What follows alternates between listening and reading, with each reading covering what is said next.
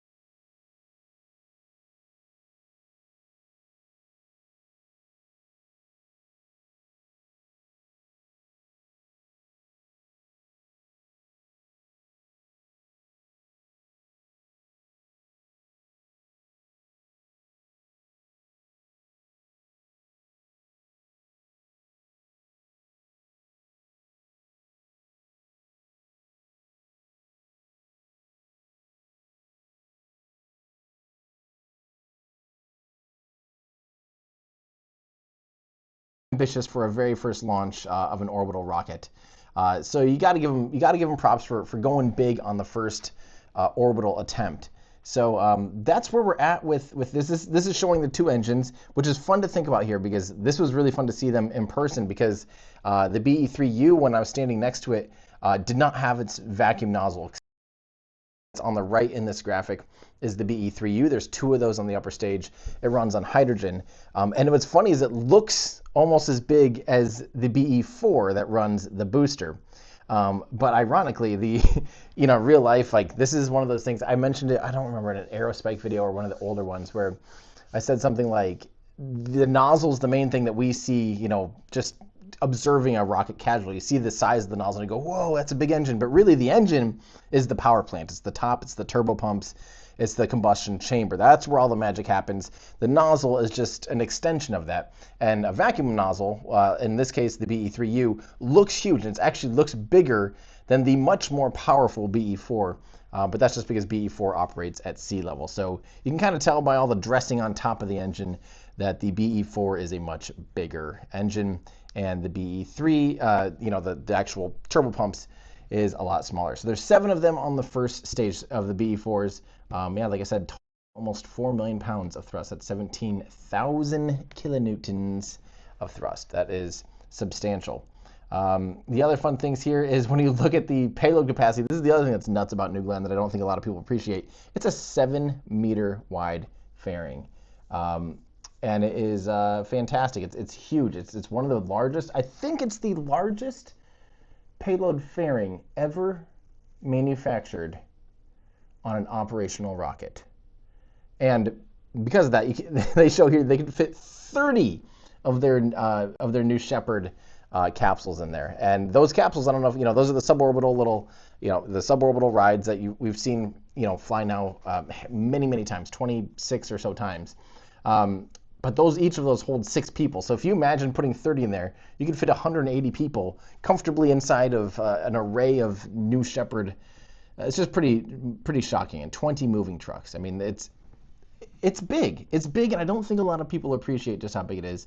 If you happen to be on the East Coast, unlike me, here is kind of your launch visibility of where you'll be able to see it. You'll be able to see this vehicle all the way up to, let's see, where is that? We got South Carolina, North Carolina, maybe? Is that what the 8 ring is in North Carolina, and over to through Georgia, a good amount of Georgia, and also some Alabama and things like that. Oh no, people are wanting me to say it's massive. Yeah. Maybe I'll use the word Colossus just so we don't get a spam of massive massive memes. But anyway, yeah, so if you're on the East Coast, and you might be able to see this decently, it is a Methalox rocket though, so it does not have any solid rocket boosters, which normally burn very bright. It also is not burning kerosene, which also burns very bright. And kerosene, kerosene is also RP1, so rocket grade propellant 1, is basically highly refined kerosene or jet fuel, and it has a lot of carbon in it. So as it burns off and afterburns in the atmosphere, it glows very bright orange. SRBs, solid rocket boosters, burn very bright. Hydrolox does not burn very bright at all, and in fact, it's pretty much transparent. It's hard to see at night, or it's hard to see at day. You can typically see it at night, but it's not bright. Methalox is kind of somewhere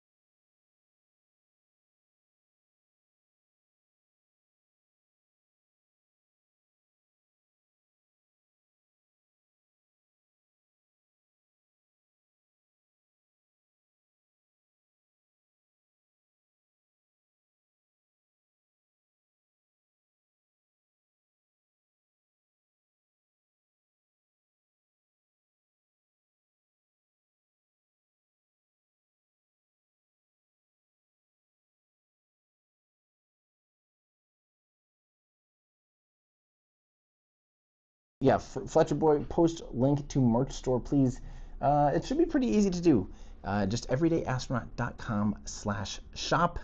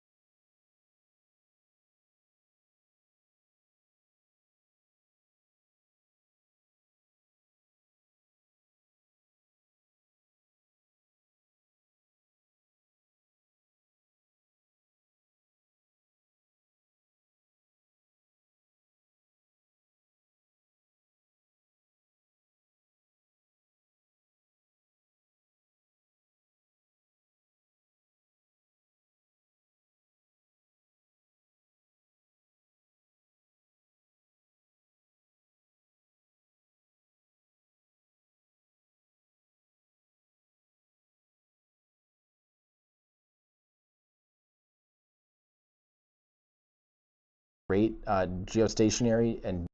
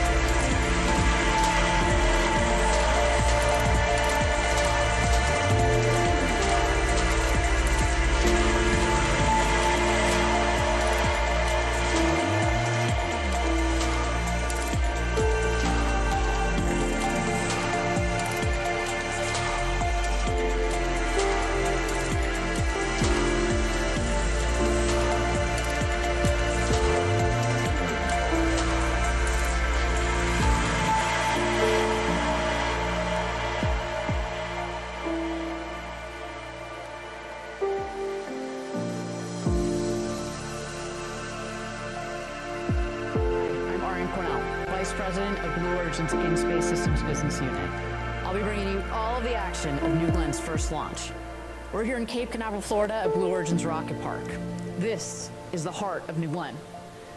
We've got mission control over here, launch control right down there, and tonight, for the first time, New Glenn is taking off. Florida, just 8 miles that way from our launch park.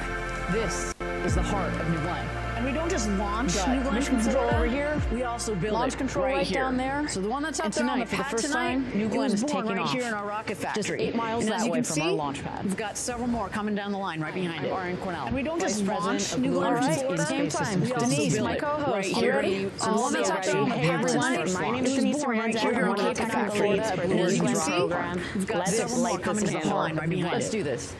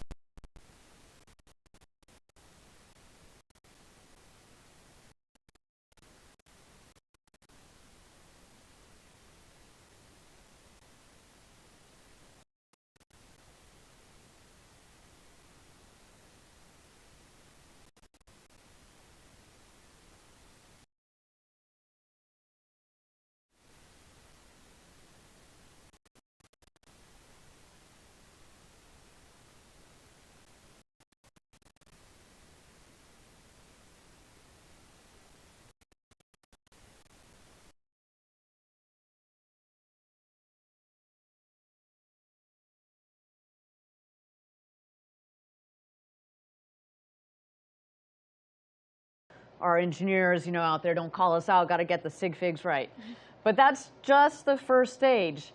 And as the first stage is busy landing back on Earth, meanwhile, the second stage is going to continue into orbit. Just for a quick intro for those that are not, you know, really into rockets, when we talk about stages, basically what we're doing is we stack one rocket on top of the other. Stage one, stage two. Stage two is the bottom. Stage one is the stage one is the bottom, stage two is the top. Correct, yeah. So stage two is actually what's sitting right there on top of the booster on the pad.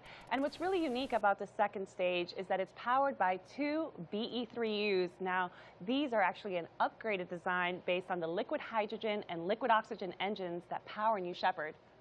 And then, of course, there's the crown of the vehicle, if you will, the payload fairing on top. Yep, that's my favorite part, the payload fairing. It sits right on top of that second stage, and it's really a protective cover that takes care of our payload on its way to space. But it's really what's inside the fairing that's at the heart of every New Glenn mission. That's right. So every rocket launch is about sending something to space, and today's launch is no different. For this first mission, that payload is a pathfinder for another Blue Ring program, Blue Ring.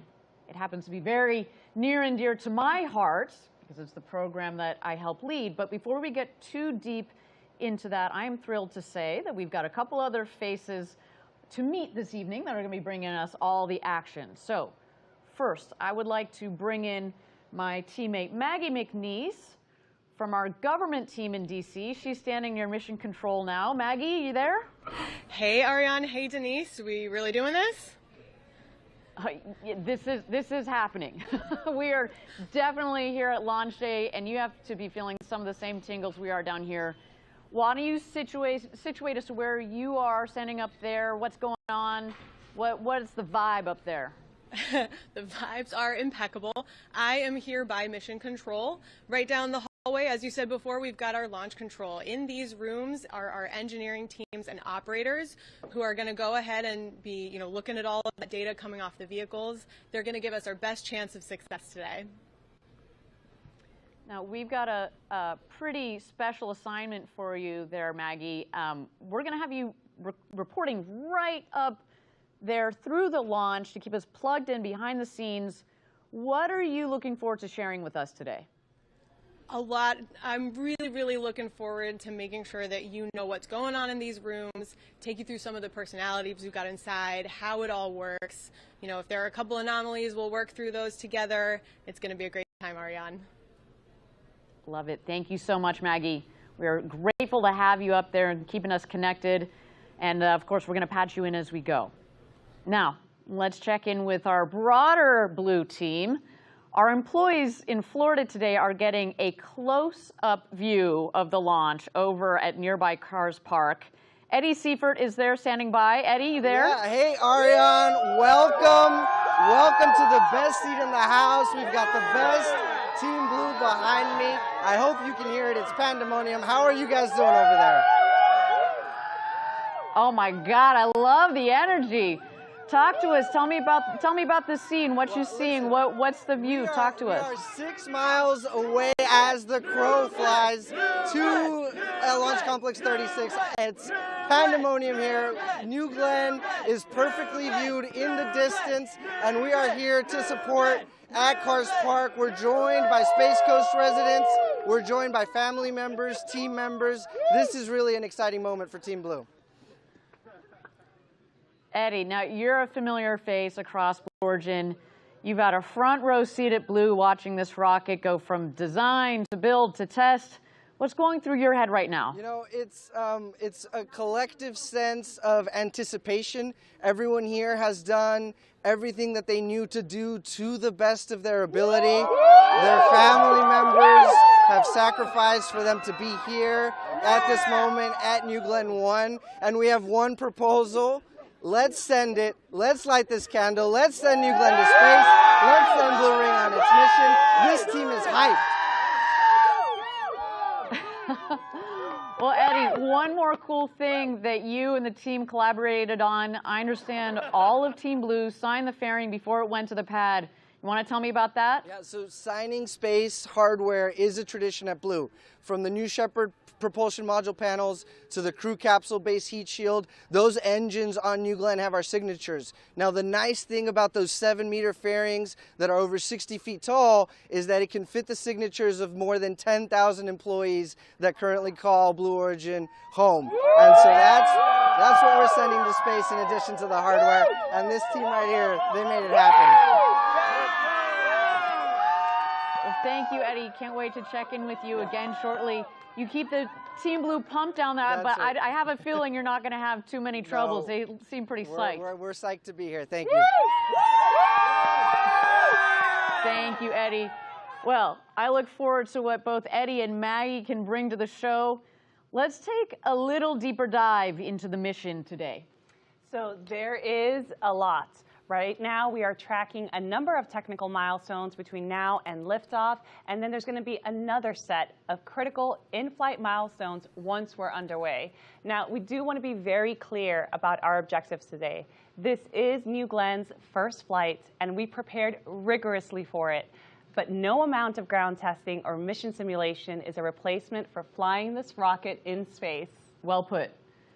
Our key objective today is to reach orbit safely. Anything beyond that is icing on the cake, bonus points, cherries on sundaes, whatever you want to call it. We know that landing the booster on the first try offshore in the Atlantic is ambitious, but you can't win if you don't try, and we are going for it tonight. And no matter what happens, we are going to learn, refine, apply that knowledge to our next launch, both, of course, in the design of the vehicle, but also into the operations. And about that booster, again, yes, we are going for it. New Shepard landed on only its second attempt in November of 2015. I happened to be on the ground for that in West Texas back in the day, and it was wild. And man, I can't wait to see if we can make some more history here with New Glenn, which our booster today has been named with a pretty cool name. You wanna tell us that? Sure is. Our booster's named So You're Telling Me There's a Chance. Classic 90s movie reference there for all you Jim Carrey fans. But let's level set here. You think we're going to stick the landing? Like if you were a betting lady in Las Vegas this evening? So we think it's possible. You know, the truth is that this is an enormous goal. We're trying to land a giant building-sized vehicle that's plummeting down from space. There's just so much complex engineering that goes into this. But you know, it's time that we try it for real, and today is that day. Let's do it. Let's put it to work. We'll see how it performs. But hey, no matter what happens, we're going to learn a ton, get loads of data, and apply it to NG-2 and beyond. Now, that said, if we land this thing, I'm going to lose my mind. You and me both. Okay, good. Just setting expectations for everybody on this one.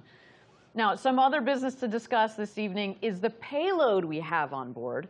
We have early technology demonstration on board for Blue Ring. And as mentioned before, it is something that I'm very excited about because it's related to the program that I help lead here at Blue Origin. There it is on the left side of your screen there, sitting nice and ready to go in the payload fairing. But to be clear, what you're looking at, this is not Blue Ring itself. This is not the Blue Ring spacecraft itself. It is a pathfinder for the Blue Ring vehicle. And so the vehicle, the Blue Ring vehicle that we are building currently employs a lot of the same technologies and capabilities that are put in that vehicle that you see on the left of your screen. And today we are going to validate the communication capabilities from orbit to the ground. Now, it's also worth noting that today's payload is non-separating. So it's going to actually stay attached to the second stage throughout the mission as it powers on and it begins collecting data. For the broader system we're building, for the Blue Ring itself, you can think of Blue Ring as a utility vehicle, a multi-tool, or kind of a mobile service station that we can use to run errands around the solar system. Today, on this mission, it's a super cool pathfinder for that vehicle that will be flying. We have some exciting details to share a little later on. We're going to get way in depth on the exact technology that we're testing today, as well as Blue Ring.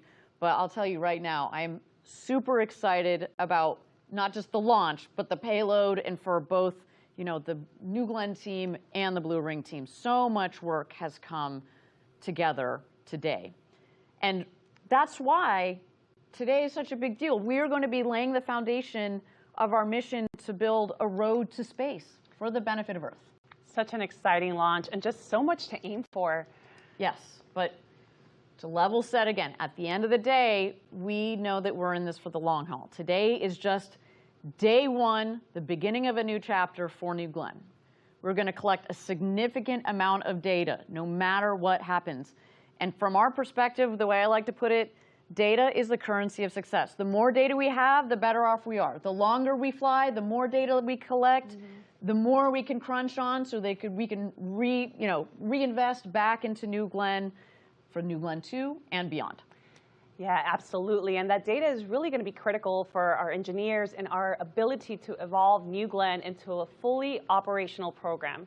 With New Shepard, we've flown 28 missions so far, and we've sent over 40 astronauts to space. And while we consider that system fully operational, that flight data that we get after every mission helps our engineers fine-tune the system. It helps us refine our procedures, reduces the overall time between launches, and perhaps most important of all, it significantly drives down the cost of spaceflight. And we have learned so much as New Shepard has progressed. And by the way, those learnings all come into play on New Glenn. We've integrated a lot of design and operational lessons from New Shepard into New Glenn. So, and speaking of lessons learned from New Shepard, there's that recurring Blue Origin theme of reusability. New Shepard has, with its booster, of course, one that lands, right? New Glenn, the same deal.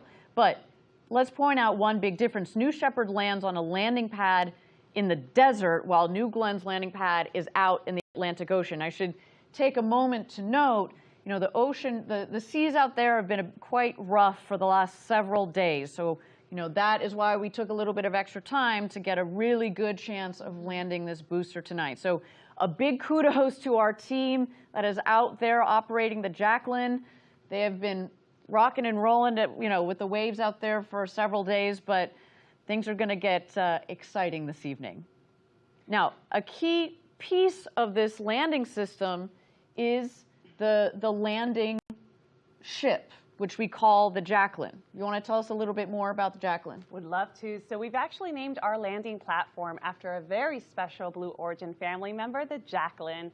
It's right now out at sea, a couple of 100 miles from Cape Canaveral, and the crew that's operating the Jacqueline is actually positioned nearby in a different support vessel. That seems prudent, doesn't it? It does. Just saying. We're also going to, there it is. And we also have a lot of cameras on our ship today, so we expect to be able to watch it live as our booster touches down, and that's just going to be so cool. Yes, it is going to be such a pivotal moment. Our first landing attempt for this rocket. We have got to make sure that that gets captured regardless of what happens. And there's a live shot, a beautiful landing pad there with our Blue Origin feather, just waiting to just welcome home a rocket from space. No big deal. And after that booster lands on the Jacqueline, the vessel is going to transport the booster back to our facilities here at Rocket Park. We're going to do an inspection before flying again. And this is, of course, very important because... You've heard us sing this tune before. Reusable vehicles are how we will radically reduce the cost of access to space. Now, I hope you're all out there getting a sense of the set pieces here that make up today's launch. We've got the vehicle itself. We've got the ground systems, but we've also got the sea-based systems.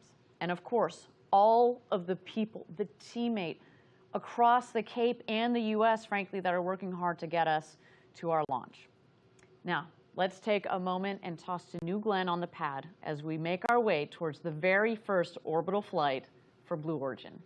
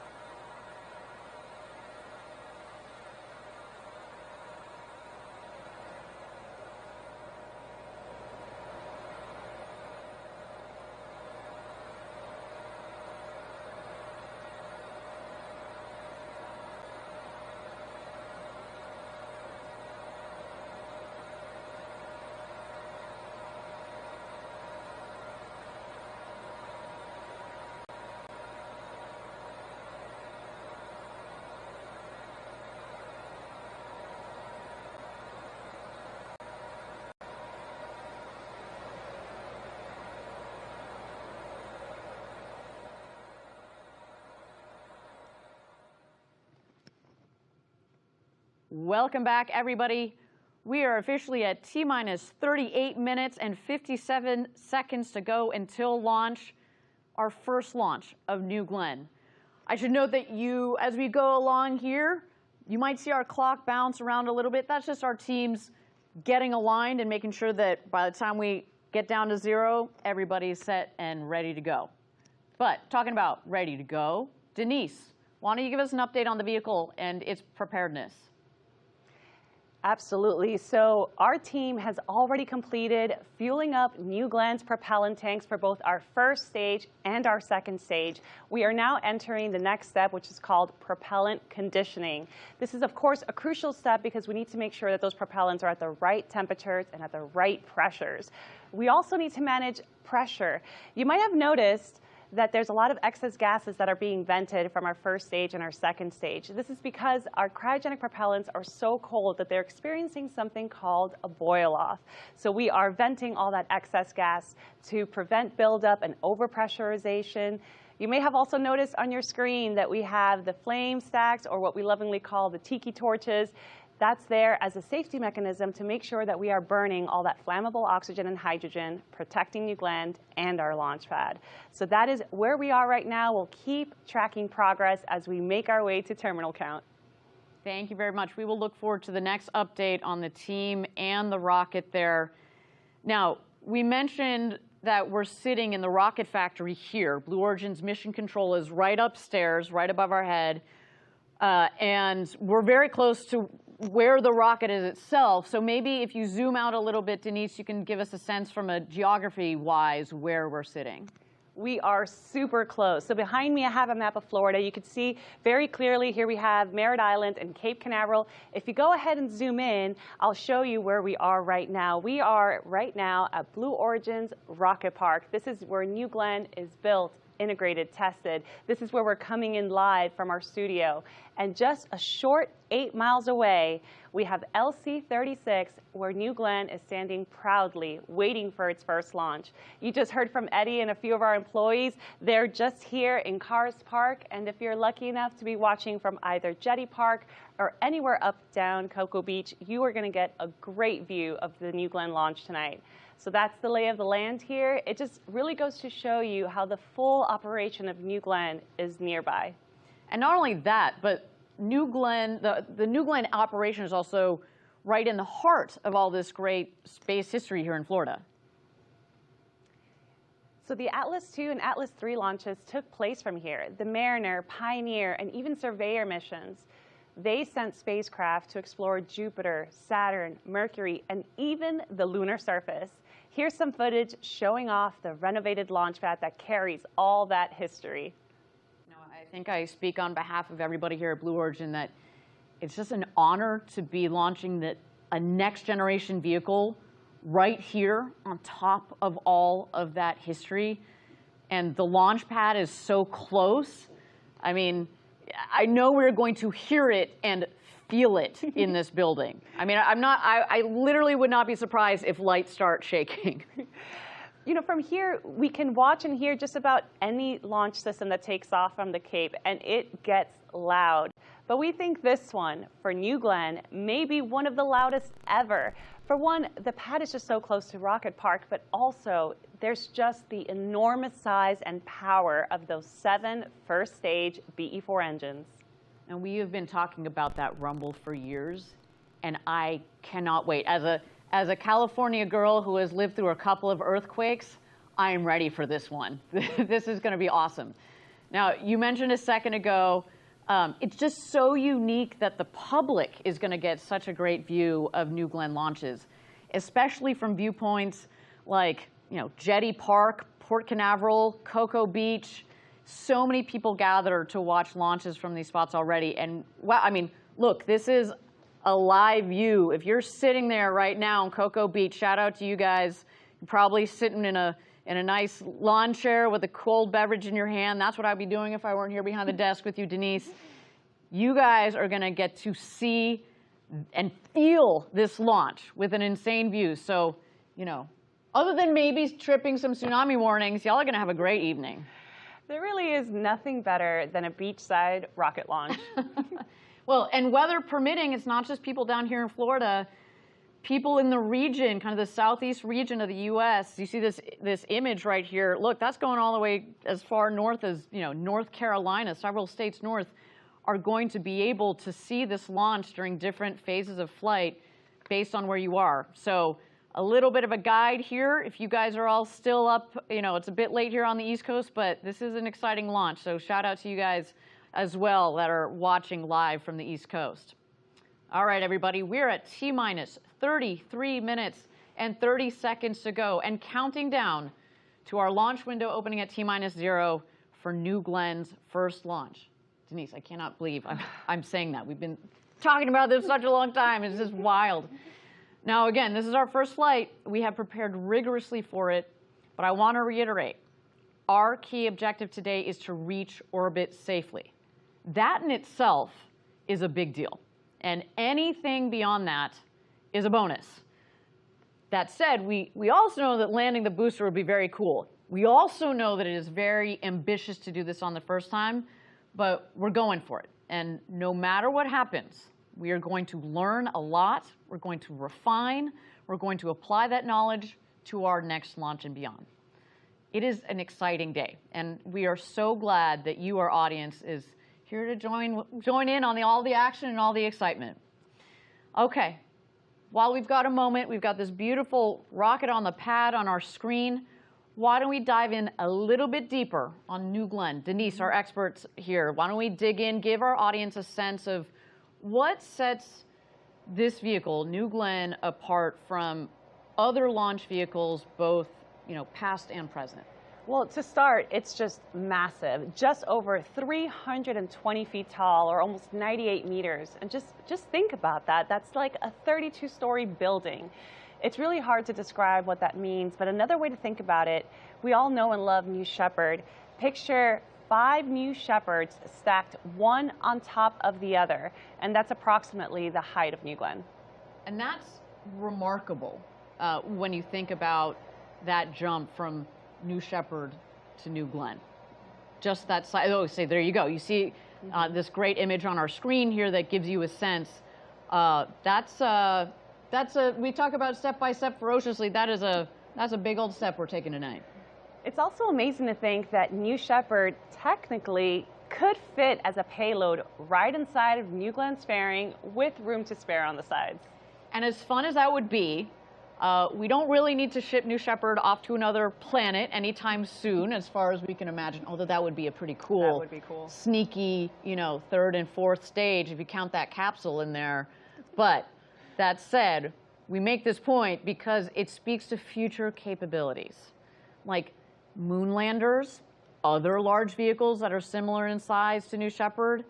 It is incredible that fairing volume and the size, what it's going to enable as we build this road to space.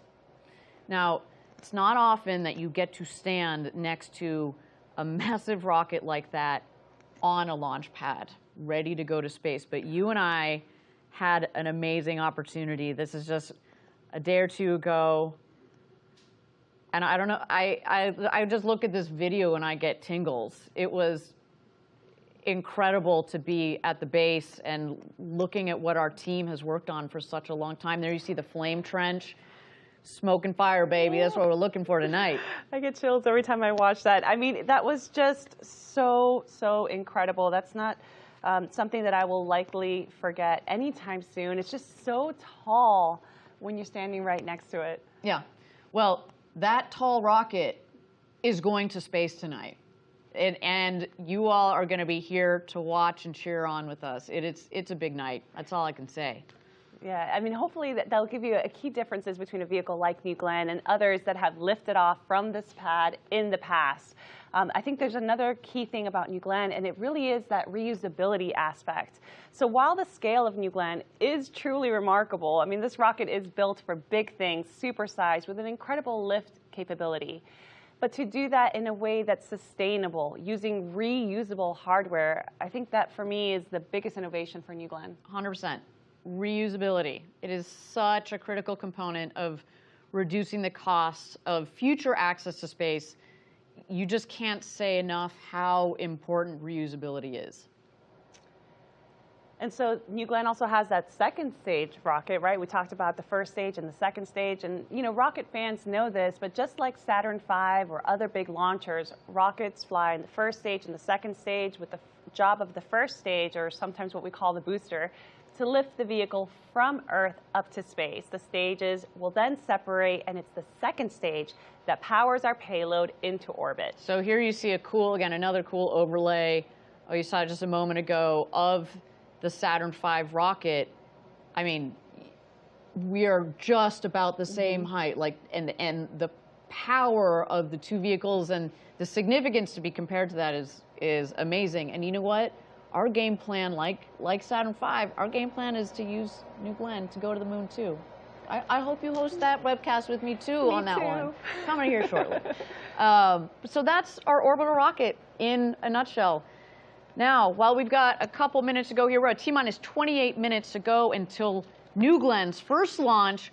Why don't we check in with our teammates over at Cars Park? Eddie, you there? Yeah, hey Ariane, we're here at Cars Park. We're less than 6 miles as the crow flies to Launch Complex 36. We can see a great view of New Glenn standing 320 feet tall, the 2 vehicle access towers, one of the largest water towers in the world, and we are ready. Aren't we ready, team?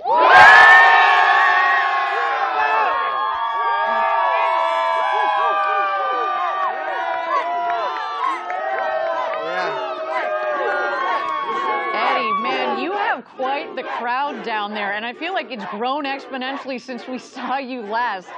And not just current employees, but their kids and future Blue Origin employees are all out there psyched for this first flight. We've got our New Glenn patch. What are you hearing the employees talk about? So listen, we're looking forward to the rumble of the BE-4 engine. We're gonna hear it. We're looking forward to the blue streak across the dark sky. And we've got, you know, the flags, the emblems, the swag. We're very proud to be here. We're very proud to be sharing this moment with our community, right? The word that everybody keeps using tonight is grateful. How grateful we are to be here, how grateful we are for each other, and how grateful we are for the Space Coast that has accepted us. So a lot of these folks have day jobs here in the factory, and you're not far from us, but describe the view you're getting. How is it different from what people will see from here at Rocket Park? Yeah, we've got an unencumbered view of the launch pad of New Glenn. We'll be able to see that arc as Blue Ring heads on its mission, and we're very excited about that. The air is electric here. We're just buzzing with excitement, and we're thrilled to be here, really. I'm not going to lie, I'm a little jealous that you guys are going to get such a straight-on view of the launch pad. Well, not complaining. Denise and I have a pretty great seat here, too, but thank you, Eddie. We'll be checking in back soon with you there again down at Cars Park. We've got one more chant for you guys. We're going to get loud for you.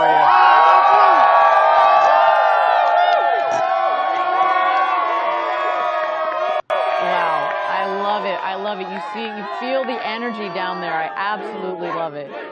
Now, one employee on the New Glenn team that is not down there with Eddie, and I do want to give a special call out to our program leader for New Glenn, Jarrett Jones. Jarrett has led the New Glenn program for years, and I'm very grateful to be able to call him a friend. He has a deep background in aerospace. There he is. And he's been instrumental through the build-up to today's launch. I mean, there you see him just a moment ago, and let's see. Can we point him out here in launch control? Yes, he is there, kind of that first row, bottom left. There you go, checking in, got his eyes glued to his screen, talking to one of our long-term core employees here. We got Mark Featherstone, who has been also leading this program for a long time. And man, and you saw that image just a moment ago with him in front of the New Glenn. That was the day that we installed the 7 engines on New Glenn for the first time. And I'm pretty sure he is absolutely psyched. You also see the gentleman in the center of that front row in the green sweatshirt. That is Dave Limp, our CEO, who joined us just a about a year ago, and man, talk about sparking some fire. It has been wonderful to have him on the team with us, and he is clearly absolutely dialed in. And last but not least, in between Jarrett and Dave, Jeff Bezos, our founder, who of course has been thinking about this day for many years. And I should also throw in a special happy birthday to Jeff. What a day. I wouldn't mind having a rocket launch on my birthday, but this man deserves it. So much patience, commitment, passion for what we're doing. It's just, we are very lucky, Denise, to have such a leadership team here supporting us at Blue as we go through all of these programs and getting them off and going. But at the middle of many of them and the core to making a lot of this work, New Glenn. That's why today is so important. Okay, everybody, we're at T-minus 23 minutes to go until launch.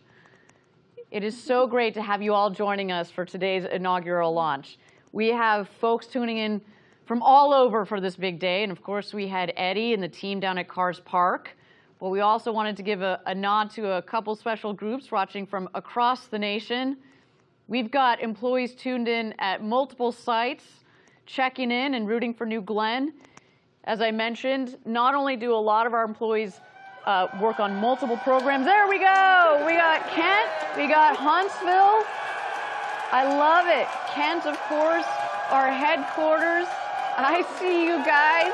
Huntsville, where we build all of our engines, our BE4s, our BE3Us. And of course, Blue Ring. You guys should be so proud. Their team spirit. Oh, I just know that everybody here has worked so hard for this and cannot wait for the next 22 minutes. Hi, everyone. And our team down in Huntsville, our beautiful engine factory. You guys are just the best, just the best. Well, you can see the passion, the energy. We have been working so hard to get to this point. All right, well, I can't complain about our view from right here. We have got a pretty sweet spot here, but I do want to go upstairs to our co-host, Maggie, who's up near Mission Control. Maggie, you there? Here, and I have found a new place to hang out. Wow, all right, so I know that not only do you get to hang out near Mission Control, but this for our audience gives you a sense of how close they are to just being able to go outside on the deck there. Tell me about this view that you get and that some of our VIPs are going to get tonight. Yep, I am out on the balcony. We are on the 3rd floor of our rocket factory. And just out there, you can see the red blinking light at the top of our tower. So the launch pad is right out there. And then just to my left here is the mission control team. So you know when that rocket goes up, they'll be turning their heads briefly to the right. So we're out here. We've got some guests, VIPs, some of our Blue family inside. They're still in there while it's warm, but I expect to see more and more people headed out here soon. Now, Maggie, I know you're able to also listen in on the radio with the team behind you. What are some of the things that you're hearing? Sure. About this time in the count, I am hearing them going into their weather brief. They are making sure that everything is clear downrange. That's both the water and in the air. And I haven't heard anything thus far, Ariane. Well, thank you, Maggie. So great to have you up there, keeping us tuned into all of the action. As we noted, we've got launch control and mission control right back to back. We'll be checking in again with you in a couple of minutes. Okay, we're at T-minus 19 minutes and 50 seconds to go until our targeted liftoff. So we're getting closer and closer. And we want to point out a few things coming up ahead in our countdown, because some of them actually come in a pretty quick sequence. Yeah, so coming up, we're going to have a planned weather check. This is where our teams take one last look at the weather for launch today. This weather check validates that our trajectory is still on track, and the team will continue to close out any remaining open items that could be on their dashboard. The very capable folks in launch control upstairs will undoubtedly be checking through closeouts over the next few minutes or so. And once we get through those, we'll start to go into some final vehicle checks. So do you want to walk us through those final vehicle checks? Once we get to about T-4 terminal count, we're going to transition New Glenn into where our auto sequence begins. And the operation really becomes hands-off for our operators.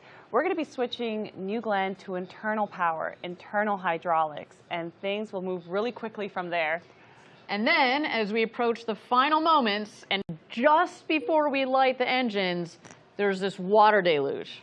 It's a huge water deluge. This is going to engulf the flame trench completely, which is going to protect our rocket from vibroacoustic and thermal loading. Finally, autopilot will be enabled.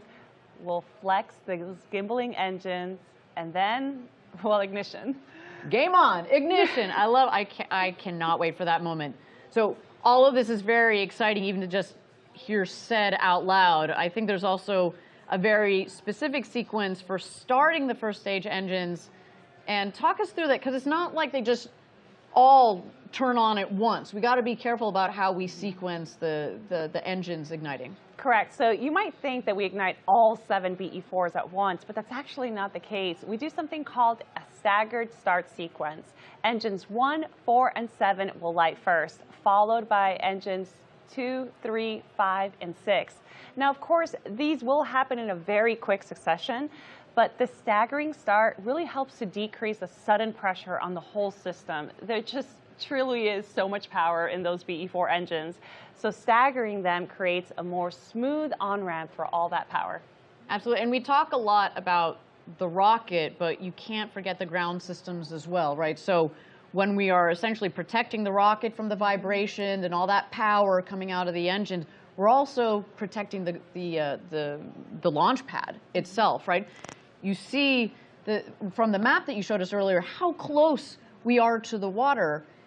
The water table is just a couple of feet below the launch pad. And I should really talk, a lot of engineering went into the complete refurbishment of our launch complex. And so we want to take care of it. It's there for the long haul.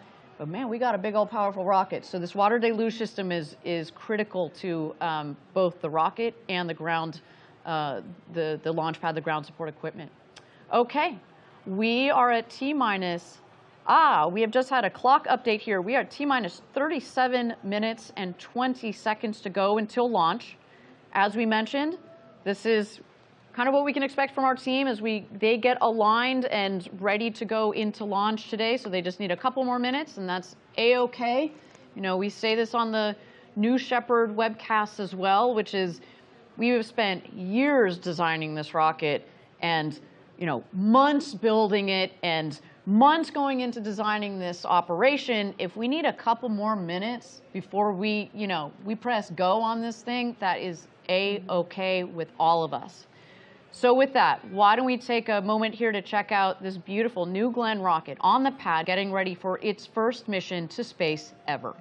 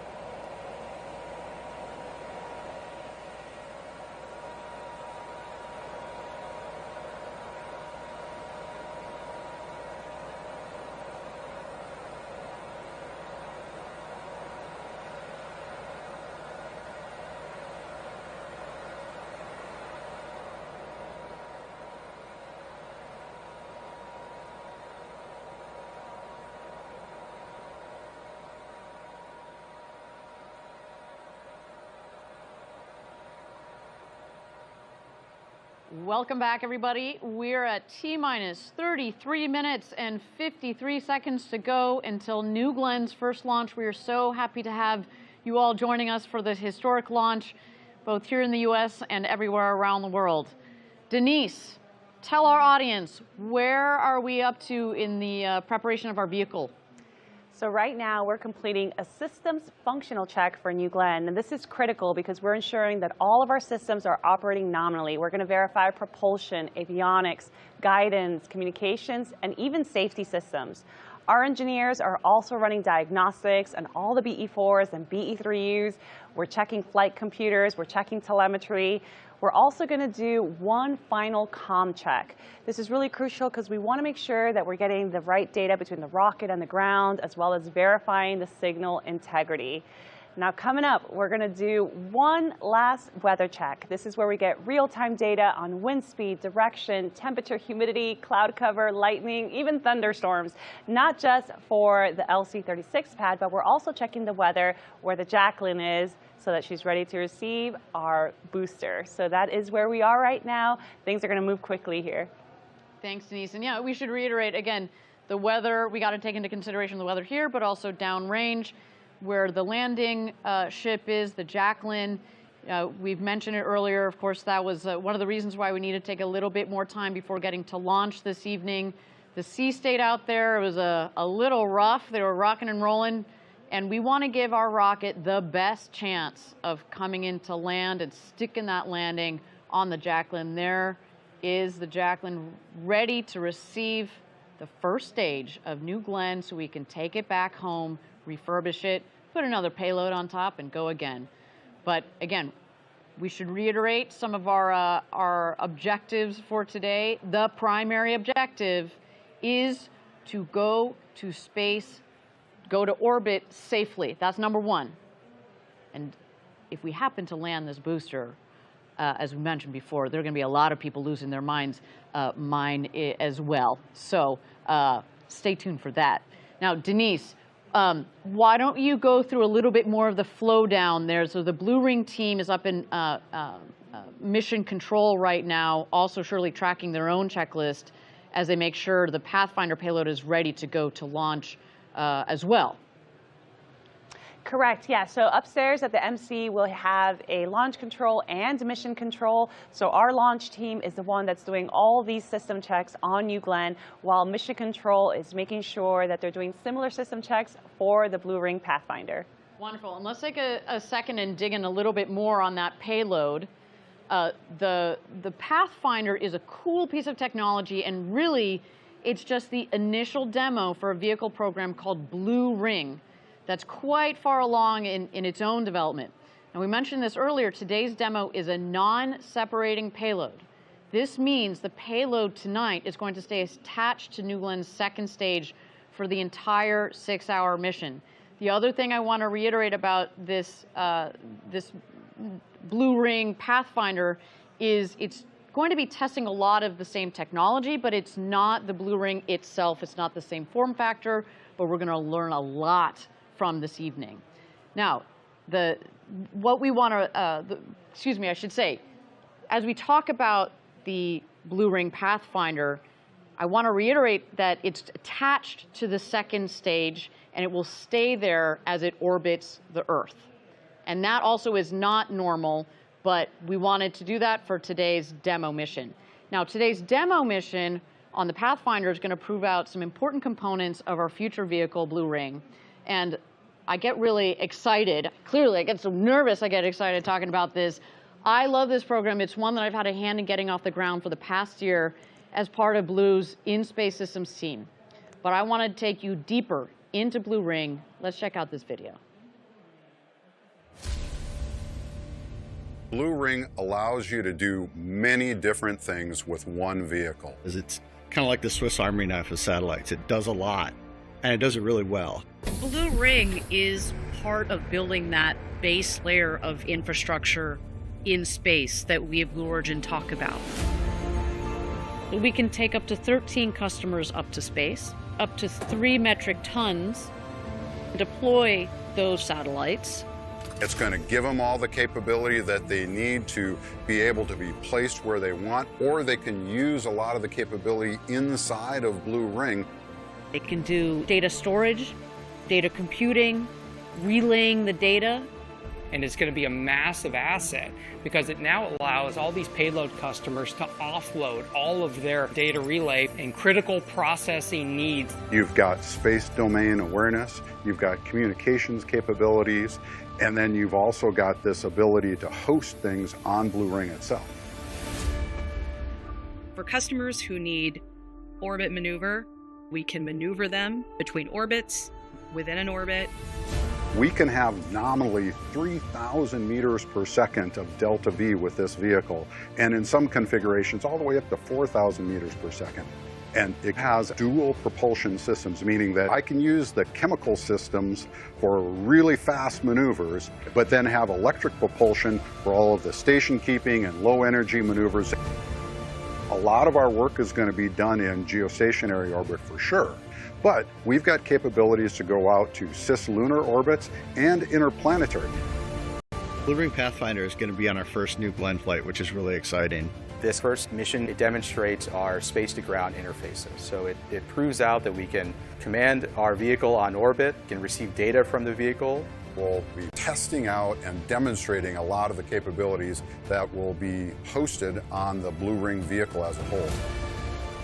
We're building not just the transportation systems through New Glenn, but also the infrastructure that will help future generations take advantage of what space has to offer. Blue Ring is going to multiply what we can do in space and create the infrastructure like nothing else.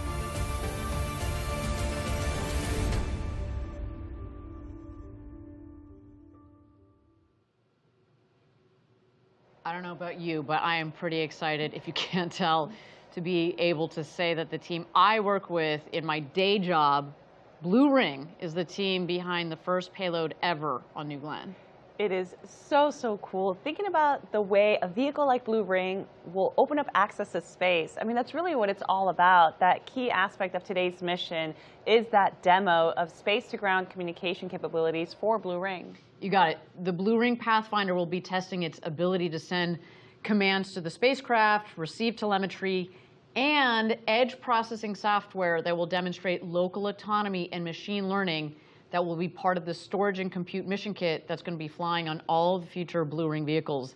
So basically, it has a computer predicting if the spacecraft is getting sick. We're also testing radiometric tracking, which, by the way, helps in navigation by using radio waves to track the spacecraft's position and velocity. So basically, radiometric tracking uses radio frequencies to track where the vehicle is and where it's going. So Blue Ring is going to be very busy during this mission. It'll be sending and receiving data. It'll be tracking its own location and processing mission data real time. And all of this will be communicated over RF to Atlas antennas stationed in Hawaii, the state of Georgia, and even Australia. Yeah, these ground stations will collect telemetry and radiometric data, which is crucial for understanding how the spacecraft is performing and navigating in highly elliptical orbits in the MEO range. Now, this is unique because it allows the spacecraft to spend a significant amount of time over specific areas of Earth, making it an ideal orbit for certain communication and observation missions. And this is all part of proving how Blue Ring can navigate. All the data collected from this mission will be used to support the future production of the Blue Ring space vehicle, which undoubtedly will play a vital role in further space exploration and communication technologies. That data and experience gained from this Pathfinder mission will be invaluable for our engineering team. It really does pave the way for more advanced missions. It helps ensure the reliability and the efficiency of future Blue Ring vehicles. There you have it, folks. Now, Blue Ring Pathfinder is supported by the Department of Defense's Innovation Unit, or DIU. And let me tell you, we're so thankful for their involvement today. I should say they have been so supportive of our Pathfinder, but just the Blue Ring program in general. They are believers like us, so thank you to them. All right, with that, we're at T-minus 24 minutes and 3 seconds to go until T-0. This is NG-1, the first flight of New Glenn, and we are so glad you're here joining us this evening. Why don't we take a moment to talk about our mission objectives for the launch? This is our first flight, and we've prepared rigorously for it, but we also know that none of this is easy. And our key objective today is to reach orbit safely. Anything beyond that is icing on the cake, bonus points. We know that landing the booster on the first try offshore is ambitious, but we are going for it. No matter what happens today, we are going to learn, refine, and apply that knowledge to our next launch. We're really looking forward to seeing how the vehicle performs. As I said earlier, more data, the better, right? We've pushed every single part, component, system in our testing well beyond its limits by design, but we also recognize that no amount of ground testing or mission simulations can replace the real-world conditions of flying this system into space, which is why we can't wait for the mission to get underway, see how things perform, and apply all the lessons learned to our next launch and beyond. It is an absolutely thrilling day. Again, we're so glad that you're here to share it with us. Now with that, we're at T-minus 22 minutes and 30 seconds to go until launch. Why don't we take a moment and check out New Glenn on the pad as it gets ready for its first launch to space today.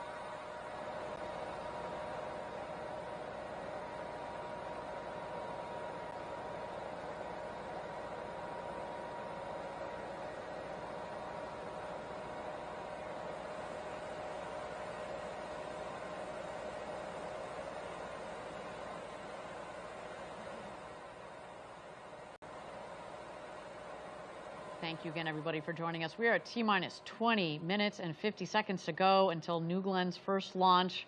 What a day for us. And, you know, it takes many, many smart people to bring a vehicle like New Glenn together. And one of those great people that I've had the pleasure of working with over several years is someone who now leads up customer integration for New Glenn. That is Blue Origin's Laura McGinnis. Laura is the Vice President of Mission Management for New Glenn. Now, before Blue, Laura spent time in a similar role with United Launch Alliance. She also had quite the career at the Air Force. And I had the pleasure of chatting with her just for a few minutes, just a little bit earlier, to hear what customers can start to expect from a vehicle like New Glenn. Let's listen to that chat. Laura, thank you for taking the time, especially on such an important day, to give us a tour of the factory. This is kind of like your second home, I imagine, for the last couple of weeks. Absolutely, Ariana. We're so excited about this factory and super excited to show you all a little bit about it.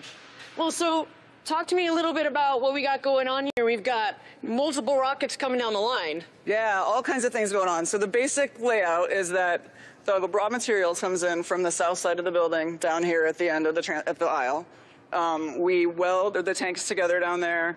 Then we bring the completed modules here for assembly. Over here we have our GS1 aft module, which will have landing legs, 7 BE4 engines installed. We do all of that work. We continue to assemble the stages down here. We build fairings. Behind the wall over here, our 7-meter fairing, which our customers love, and eventually we roll out the Glenn Stage 1, Glenn Stage 2, and the fairings out of the north end of the building. Those are all transported 8 miles over to Cape Canaveral Space Force Station and are assembled in our integration facility over there prior to launch. And that's also, of course, where we integrate the payload as well. Just talking about customers a little bit, what have the various customers been saying about what they're excited about? We're working with our national security customer right now on certifying New Glenn because they really need an additional launch system. Right. We're also working with our NASA customers. They've got a lot of interest in the size of our payload fairing, both for rideshare kinds of things as well as large telescopes and large instruments. Commercial customers are thrilled about our capability of bringing many small spacecraft to LEO. And we've already been doing some integration precisely with these customers. How has that process been going with our customers? We know our customers make us better. So these customers, many of them have been launching different missions, different systems for years and years, and working with them to understand their needs, understand how we can adapt our system to best meet their needs. So that's kind of the longer term work that you and your team have been doing. But let's get back to NG-1 for a second. What have the last couple of weeks been like down here at the Cape? It's not simple to take this whole system into a successful vehicle. I would say one of our best learning opportunities was our integrated launch vehicle, Hotfire. Video was unreal. Yeah, it was awesome. Beautiful, it was awesome. Glowing blue is like a, all right, this is game time. Totally, yep. This launch, NG-1, what are you most looking forward to? When it is go time, when the rocket lifts off, what do you think that's going to feel like? I mean, I will say I love that final 4 minutes when we pick up terminal count and we're counting down and the room is super quiet, the energy, the excitement, the moment, and then feeling that lift off, seeing it on its way over the horizon, and then hearing that final call out that we have inserted our payload customer successfully into orbit is like just an amazing moment, and I can't wait for it. I know New Glenn's going to do it. It's going to be a great day.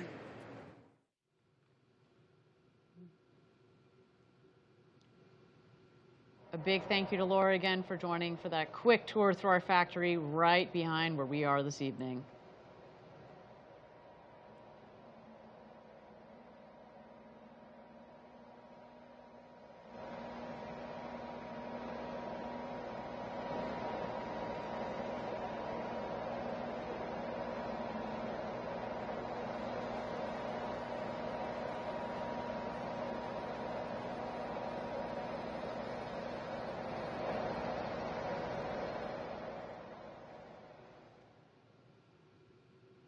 Okay, we are at T-minus 31 minutes and 6 seconds to go until NG-1. We continue to tick down towards our first launch.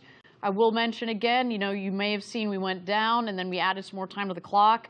That is just fine. That is our team taking a couple more minutes to make sure that all of their procedures are aligned as we tick down towards T-minus 0. So you might see a little bit more of that happening here. While we've got a little bit more time, why don't we talk about the flight profile for this evening's launch? What is that going to look like as we see this vehicle fly today? We've imagined New Glenn's flight for so long. We've looked forward to this day, and I'm so excited just to see another vehicle of this size flying from the coast of Florida. We're going to be feeling the power of those BE-4 engines here in the studio very shortly.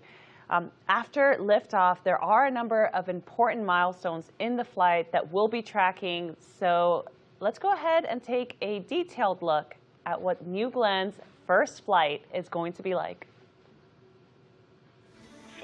New Glenn lifts off from Launch Complex 36 on Cape Canaveral. 7 BE-4 engines will ignite and propel the rocket upward with over 3.8 million pounds of thrust, or roughly 17,000 kilonewtons. The vehicle will quickly reach supersonic speeds as it climbs through the atmosphere. As the rocket ascends, it will encounter maximum aerodynamic pressure known as max Q at around 40,000 feet or 12 kilometers. This is the point at which the stress on the vehicle is at its highest.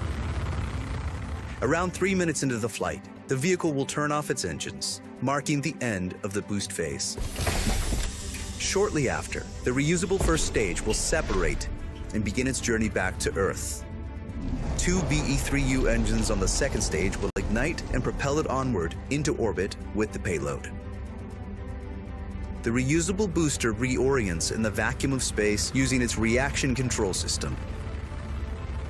At 220,000 feet, or 67 kilometers, it executes an exo-atmospheric deceleration burn using its center 3 engines.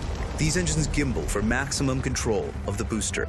This burn slows the vehicle down before re-entering the atmosphere. As it descends, the booster's strakes and fins work together to slow it down and guide it autonomously back to Earth, landing on a vessel at sea. At around 9,000 feet, or just under 3,000 meters, the first stage begins its final landing burn. The 3 middle engines will light for 20 seconds, slowing the vehicle in preparation for the final descent. The 2 outer engines will turn off, and the center engine will execute the final controlled maneuver onto the landing platform.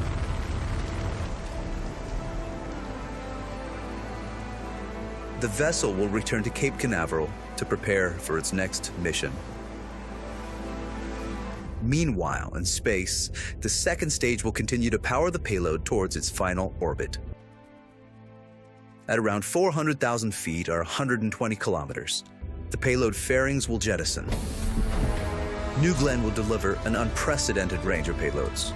Large satellites, dual payloads, orbital vehicles, large constellation dispensers, even moonlanders destined to establish permanent human presence on the moon. This is New Glenn. This is how we will build a road to space.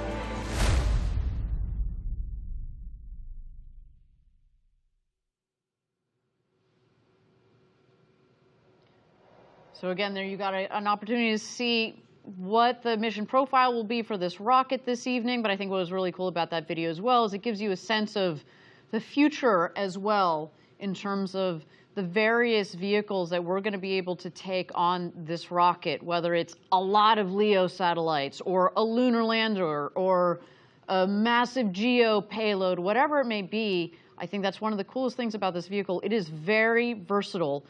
And it's the power of the vehicle matched with the volume of a 7-meter fairing that's going to allow this vehicle to be a workhorse for Blue Origin as well as our customers for years to come. So a beautiful rocket on the pad there awaiting its first launch to space.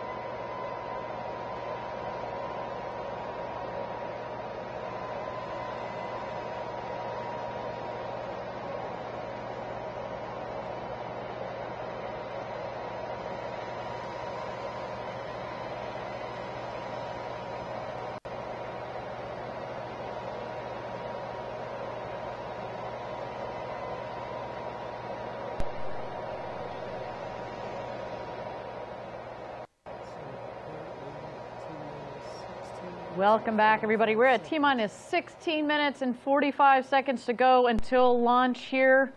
An exciting evening for all of us here at Blue Origin. I'm so glad that you've joined us.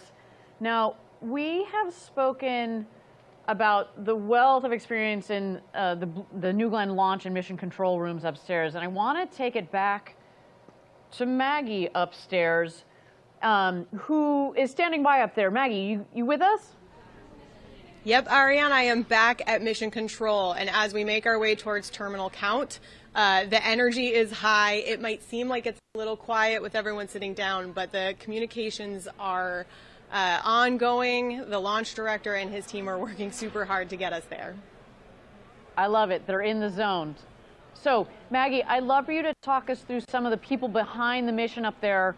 Walk us through who's on console. We've got some of our best and brightest here in the Mission Control Center. So the Mission Control Center is actually a network of rooms. We've got Mission Control, Launch Control, and engineering support rooms where our team is looking through data constantly. Now this whole team is led by our launch director. His name is Ben Dykstra. Ben is responsible for the launch, tip to tail. He is doing the go, no go, and making sure that we get our best chance of success. Ben actually comes from our New Shepard rocket. So Ben is a great example of how we take our flight pedigree from New Shepard and we are building it into New Glenn. Now Ben and I go way back. We worked on New Shepard together for quite a while, and I've had a chance to talk to him quite a bit this week. And I was asking him what his pre-launch traditions are and what he's bringing here to New Glenn. And he gave me a couple answers. One, he sets 3 alarms because he really does not want to miss his call. I have a feeling he didn't have to actually use all 3 of them today, but I'll ask him afterwards.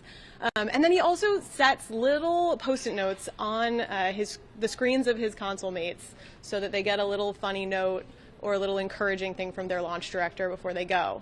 And then when we do terminal count, he will be doing his fist bumps with the entire team. I love it. I know Ben is going to crush it. Why don't you give us some other highlights? Who else is supporting Ben with launch control today?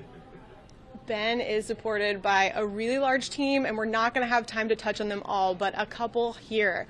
First, we have Ann Dickey. Ann is the assistant flight director, and shout out to New Shepard again. Ann comes from that program as well. Now, Ann has been working the integrated schedule all week long, really making sure that this team is ready to go. And after we launch successfully, she is going to get herself an ice cream cone, and I will be joining her. Next, we have Martin De La Torre. Martin is a ground controller, which means that he will be working through all of the data and controls of our ground system out there at the pad.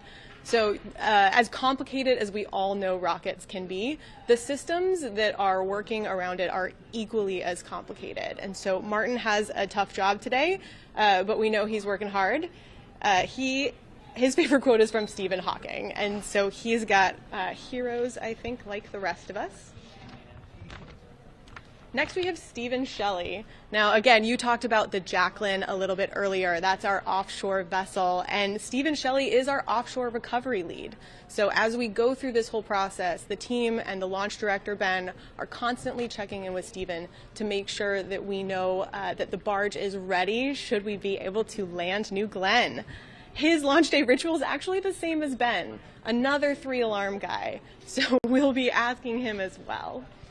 And then last, but certainly not least, we have Megan Lewis. Now, Megan is one of our 2 primary launch controllers, which means that she has control authority over a lot of these major systems on New Glenn. Megan is from Utah, and in a very sweet story, Megan is actually wearing a bracelet today that her grandfather gave her grandmother with charms for every Apollo mission that he worked. So a really incredible legacy of spaceflight in that family, and they're bringing it to the Blue family. So we're really proud of them today. Megan Lewis and team, led by Ben Dykstra, are getting it done. I love it. Just some wonderful stories, and each one of them has their ritual. I'm glad that seems like their alarm system has worked, because yes, they are all on console and ready to rock and roll today. That's a good thing. So, hey, Maggie, stay plugged in up there for us, and we will keep checking back in with you. All right, everybody, we're at T-minus 11 minutes and 40 seconds to go until launch. Why don't we take a moment here and send it over to the pad and check in on New Glenn as it gets ready for its first launch to space today.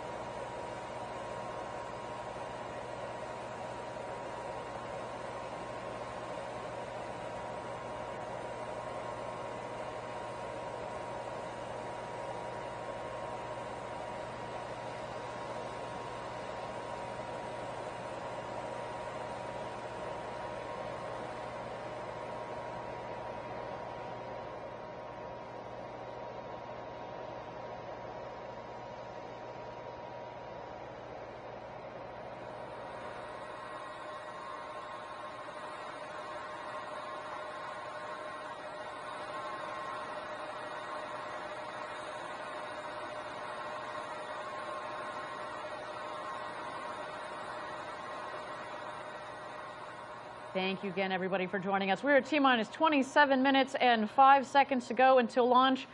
You may have noticed that we've added some more time to the clock. As we mentioned before, this is just our teams getting aligned, making sure that each of the separate sub-teams have all gone through all of their checklists, make sure that everything is in the green, making sure that the weather here at the Cape and downrange, everything is within bounds. So again, if we need to add a couple more minutes, that is quite all right with us.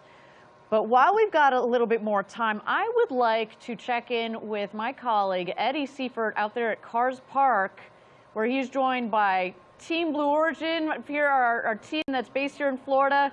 What you got going on down there, Eddie? Yeah, hey Ariane, welcome back to from the Launch best Complex seat in the house here at Cars Park. I'm with the Smith family. We're working at Blue Origin, and rockets is a family affair. I'm with Father Mike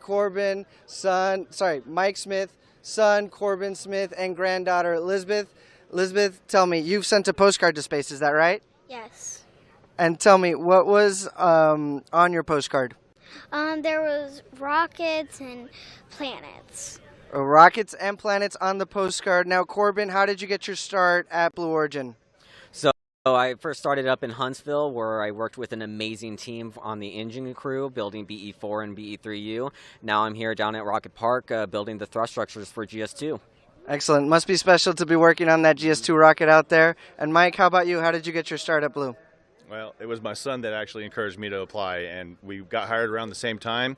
And it's been awesome being able to work with him on different projects. We get to talk about work at home and do different things. We bleed blue at home. Excellent, excellent. And Elizabeth, tell me, what are you most looking forward to today's launch?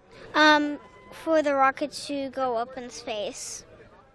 Well, I think we're going to end on that note, Ariane. We're looking forward for that rocket to go to space. Let's send New Glenn to space. Let's light this candle. I love it. It is a family affair, and I love seeing the different generations there, father, son, pair working at Blue. I look forward to seeing that little firecracker, that little girl joining us in a couple of years here in the future. It just speaks to, it takes years to build these rockets, and that's what we're here to do at Blue. We're here to build these rockets that are laying the foundation for building the road to space, right? And so that children like her can pick up the torch and build on top of that. We're setting forth so that they can build infrastructure in space, and really, it's all for the benefit of Earth. Well, with that, thanks, Eddie, for checking in with us. We are at T-minus 24 minutes and 10 seconds to go until launch. Let's check out New Glenn on the pad as it gets ready for launch this evening.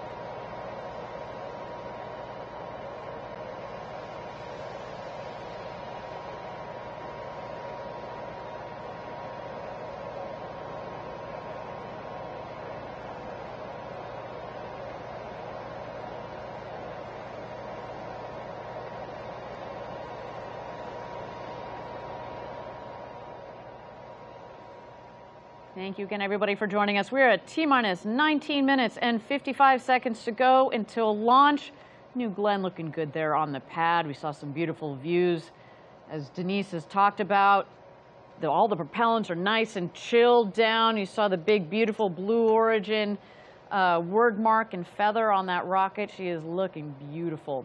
But we do have a little bit more time here. Why don't we take a moment to talk about the BE-4 engines. We're looking at the vehicle right now. At the base of the vehicle, oh, that's a pretty shot right there. You see the 7 nozzles of the 7 BE-4 engines. You want to tell us a little bit more, Denise? Yeah, so New Glenn is powered by 7 BE-4 engines. Now, these are the nation's first reusable, oxidizer-rich stage combustion booster engines. They use liquid oxygen and liquefied natural gas, or LNG, which is essentially a commercial form of methane. Yeah, and we selected LNG because it's cleaner burning and more efficient than kerosene, or also known as RP1, rocket propellant 1. That's what a lot of rockets use. It's also low cost and widely available, which is really important when you're doing lots of launches, which is our intention for this New Glenn program. I should also note that we have done a ton of testing on the BE-4 engine, and we also want to keep those costs down as well. All of it adds up, right? And one of the coolest aspects, though, about LNG is that it can self-pressurize its tank through a process known as autogenous repressurization, right? So this eliminates the need for costly and complex systems that use helium, which is pretty rare. So normally you got helium and other gases in there to push the pressures properly through the engines to get them ready to go.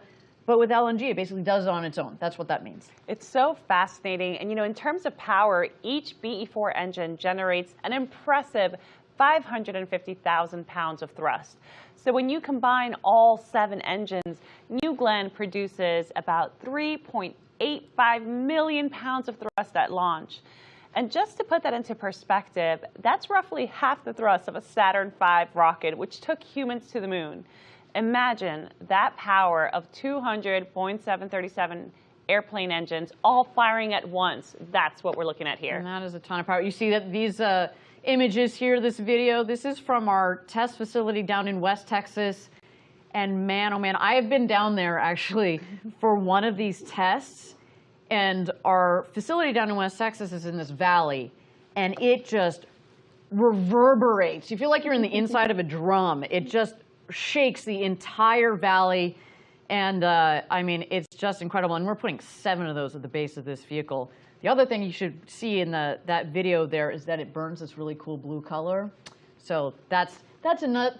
I'm not saying that's why we chose this propellant, but it's a nice little bonus to it. It sure is. So a lot of power coming out of these engines, but then also a lot of interesting technology that's gone into the turbo pumps too. Do you want to talk about that a little bit? They sure are. So the turbo pumps, which pump fuel and oxygen, are also incredibly powerful. Together, they produce the equivalent amount of horsepower needed to power 2 Nimitz-class aircraft carriers at full speed. Yet each turbo pump is small enough to fit in the back seat of your car. Think about that. I mean, the comparison is crazy, but just think about that efficiency that goes into that turbo machinery. Then you also see here, obviously, the comparison between our BE-4 engines. So there are 7 of those on the base of the vehicle, and our BE-3U, BE-3 upper stage engines, or 2 of those on the second stage. I want to talk a little bit more here. You see the comparison of the BE-4 to the BE-3U. You also have a comparison of the power of it as well. You know, both of these engines are highly sophisticated and have unique functionality built for New Glenn itself. So for BE-4, as we noted, we've got 7 of these engines in total at the booster. We saw a cool image of that a second ago. The 3 middle engines are gimbaling engines that can pivot to help steer the rocket. So that will be working, of course, in conjunction with the fins at the top of the booster. Now, those 3 middle engines are going to relight to help with deceleration and landing burns. And the other 4 engines are fixed. And this is the combination that gives us both the power that we need, but also the flexibility we need for different stages of flight. And you know, the BE-4 engines are produced at our manufacturing facility in Huntsville, Alabama, and they're tested rigorously at our facilities, both in West Texas and Huntsville, to ensure they meet the high standards. Yeah, and we should note there are 7 of these on New Glenn, but our friends at ULA with their Vulcan rocket, they use 2 of these engines. And those have already flown successfully to space. So we are very proud of that these engines have already flown to space, and can't wait to see them power this New Glenn rocket as well. They are going to be rattling this building very, very shortly. Well, with that, at T-minus 35 minutes to go until launch, let's toss it back to the rocket and check out New Glenn as this vehicle gets ready for its launch to space this evening.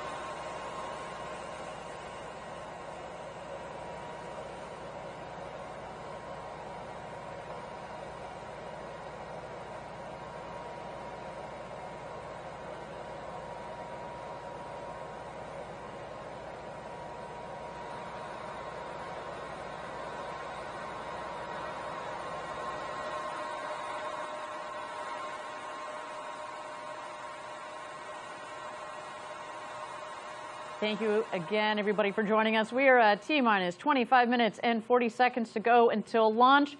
You may have seen we've been adding some time to the clock. This is to allow our teams to go through their checklists. Keep in mind there are multiple sub-teams that are up there in launch and mission control. We want to make sure that everything is ready to go, and if some of those items on the checklist take a little bit of extra time, we are going to do so, especially since it is NG-1. We want to make sure that everybody is prepared and everything is aligned. We should also mention, again, we have to keep our eyes on the weather, both here and downrange. So with that, let's continue to check out New Glenn on the pad as this rocket and our teams get ready for NG-1.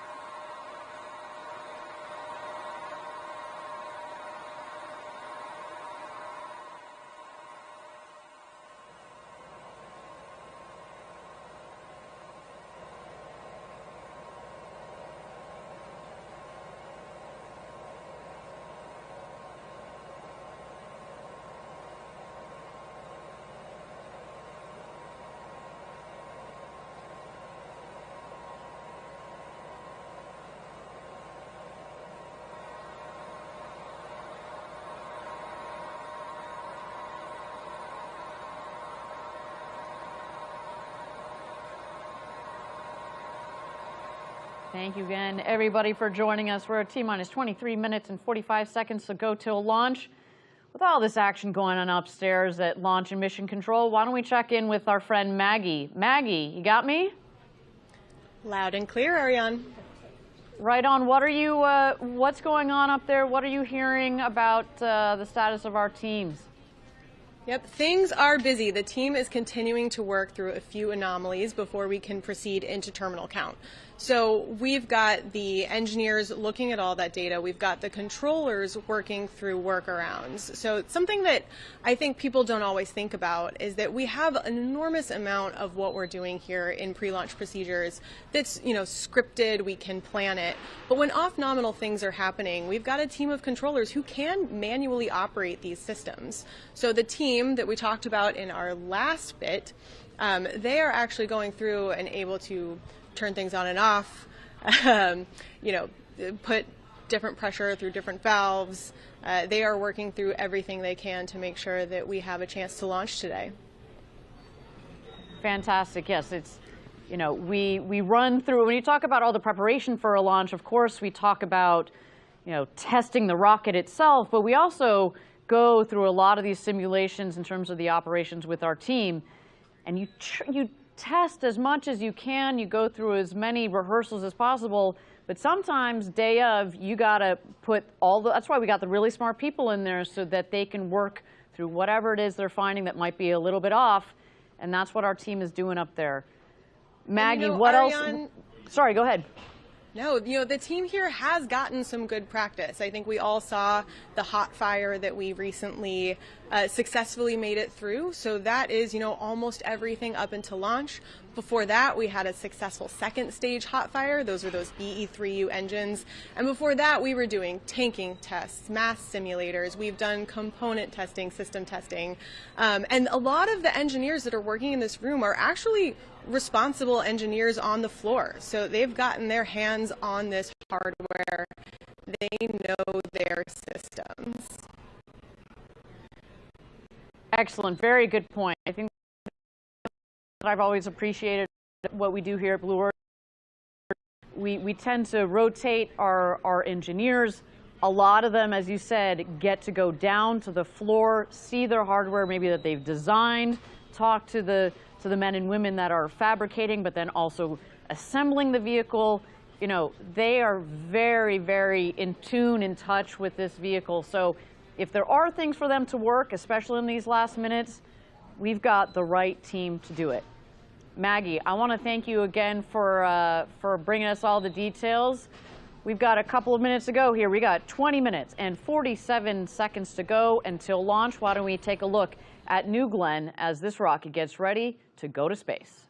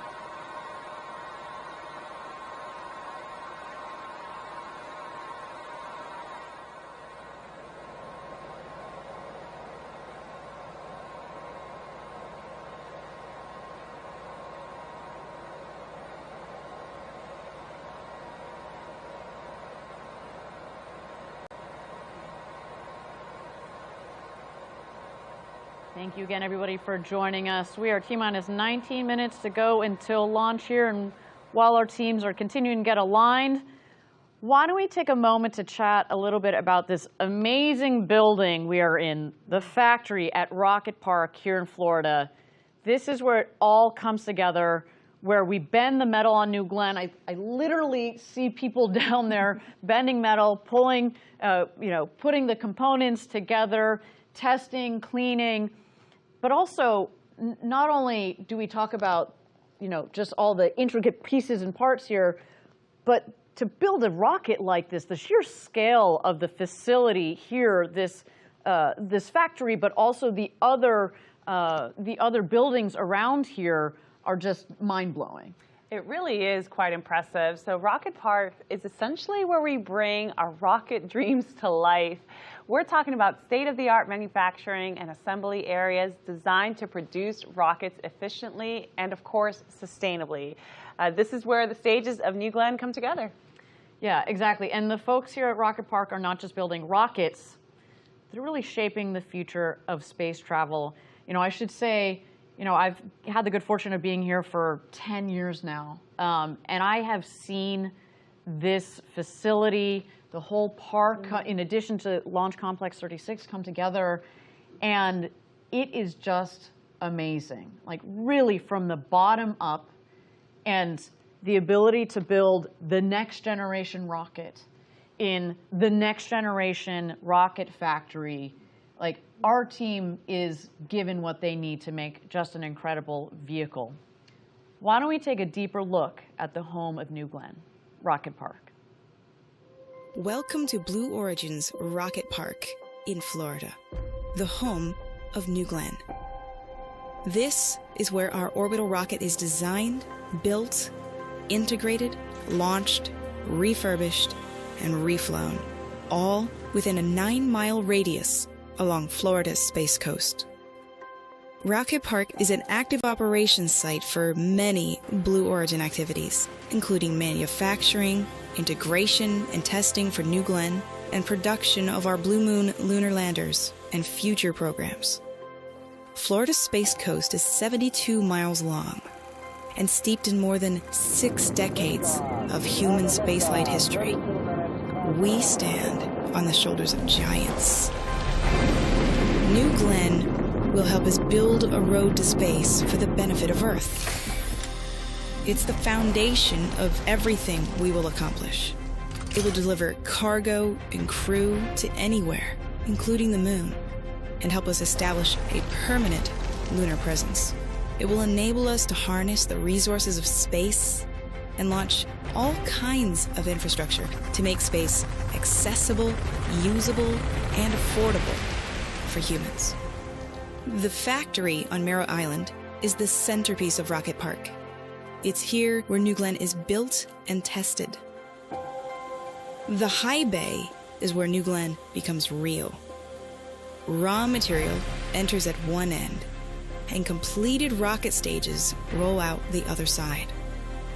From there, New Glenn heads to the surface coatings facility for its thermal protection, paint, and artwork. It then heads to tank cleaning and test, or TCAT, for pressure testing and cleaning. The factory is also home to New Glenn's Mission Control. On launch days, Mission Control comes alive as the rocket rolls out from its hangar down the road and goes vertical at Launch Complex 36. This historic launch site was rebuilt from the ground up just for New Glenn. Protected by 2 lightning towers, almost double the height of the Statue of Liberty, New Glenn prepares for liftoff at mile marker 0. This is where the road to space begins.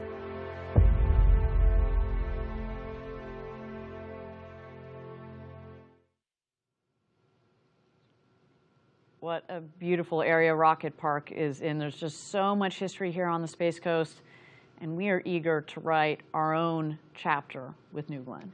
Absolutely. There really is just so much history, and there's something to be said about the testing and integration and design teams all working so closely together. I know that working on the programs myself, being able to talk to the designers and the people who are making the hardware is just so valuable to increase communication and efficiency, and our campus really allows for that. 100%. The physical proximity is really, really important.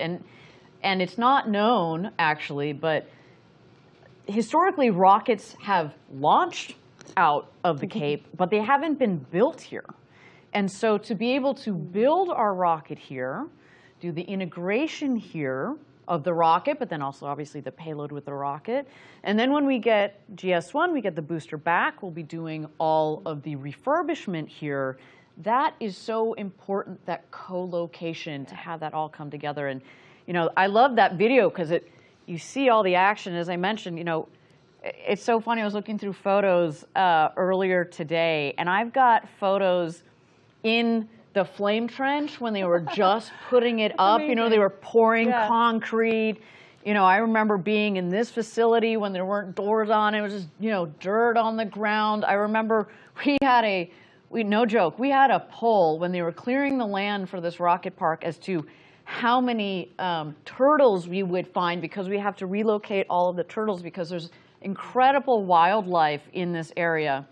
So of course we wanted to make sure that we protect those animals and the wildlife. And so we had a poll as to how many turtles we were going to find. God, I wish I could remember. I was going to say, do you remember? I know. I didn't win it, clearly. But you know, there's just so much work that went into building this facility from the ground up. And to be here today is just, it feels surreal in many ways. And you know, I was just talking a little bit about the factory itself, but the launch complex, you know, LC-36, as you touched on earlier this evening, has been around for a long time, has been where many historic rockets and missions have launched from, and we basically stripped it down to the ground and rebuilt it for this world-class rocket for decades to come. You know, we invested in this facility knowing that we're going to be here a while. With that said, we also here at Blue Origin like to pay homage to the giants who have the shoulders upon which we stand, right? Like the vehicle, of course, is named New Glenn. But also what's really cool is, and you can't quite see it here in the dark, but we kept what's called the blockhouse. So a lot of the previous, during a lot of the previous launches, there would actually be a crew in the blockhouse, which is not very far from that launch pad, when they launched a rocket. This thing is like a concrete fort, basically. It's not very big, and it's got, on the inside, it's got these massive, heavy doors that close to protect the teams. To be very clear, we're not using that blockhouse tonight. We don't use it in our operations, but it is something that we have kept on site because of the history that is in that facility. I hope that one day I'll be able to go back in there. I did get a chance to peek my head in a couple of years ago. It feels almost like, what's the right way of putting it? It feels like a step into the past. Yeah. You know, the old computers and like, you know, the ashtrays. They're literally cigarettes that are still there from back in the day. We don't allow that in our launch control rooms. But again, clearly a throwback to the past. But just this facility, it feels really good to be here. It feels like we're set up for success as much as possible, which is really, really great. Okay, we are at T-minus now 36 minutes and 40 seconds to go until launch. Again, our team has added more time to the clock. They are working through their checklist. There's clearly some things that they want to spend a little bit more time on, and that is okay. I will reiterate, we have spent years designing this rocket. We have spent months and months designing this mission, building this particular vehicle as well. The design and test that's gone into the engines that are powering this rocket.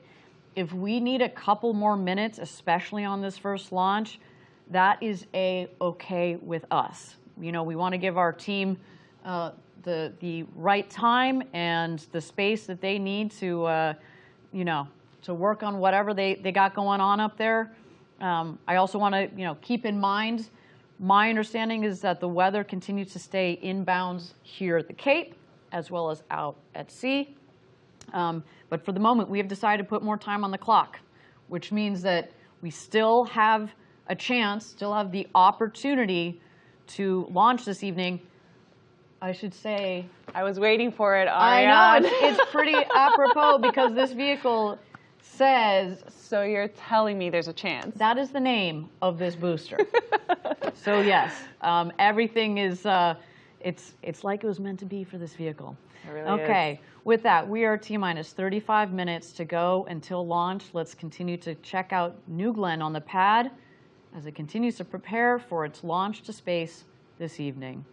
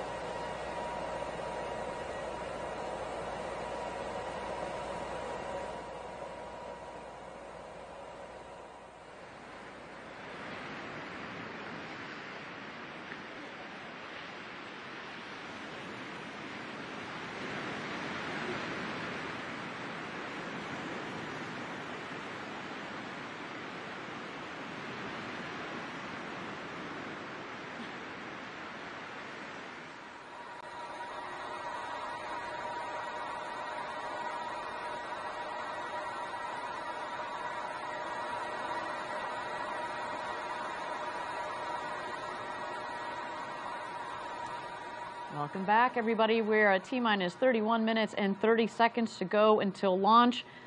As you may have noted, we continued to add time back to the clock. That, of course, is to make sure that our teams are aligned. I do understand that we're working an issue. That is okay. That means, if we're adding time to the clock, it means that the team thinks that there might be a possibility that we can sort it out so we can get to a launch this evening.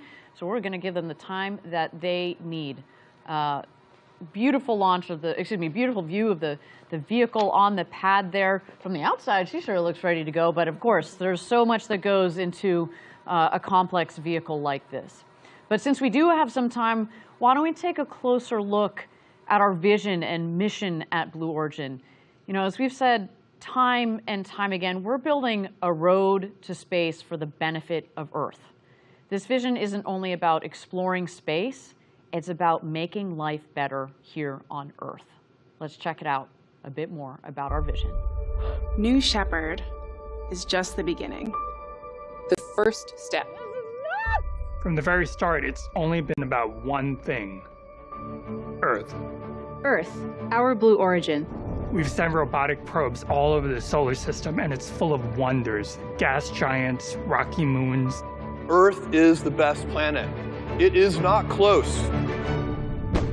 Despite the variety, despite the wonder in the solar system, there's no place like home. Earth is our home, and there is no other place like it. All life on Earth are uniquely matched to this planet. There's nothing like it anywhere else in the solar system. Not even close, no way. We have no choice but to preserve Earth.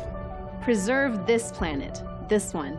we get to focus on the future, and the future is nothing without Earth. For almost all of human history, Earth has seemed big. It seemed big, but we now know it's small, it's finite. And we know that the rate that we're using Earth's resources is not sustainable. Earth has things that we need to work on in the here and now. But there are also long-term problems. We can't wait to work on the long-term problems. We have to work on both. One fundamental long-term problem. We will run out of energy on Earth. It's just arithmetic. It's going to happen. Humans have always used about 100 watts of power. That's our natural metabolic rate.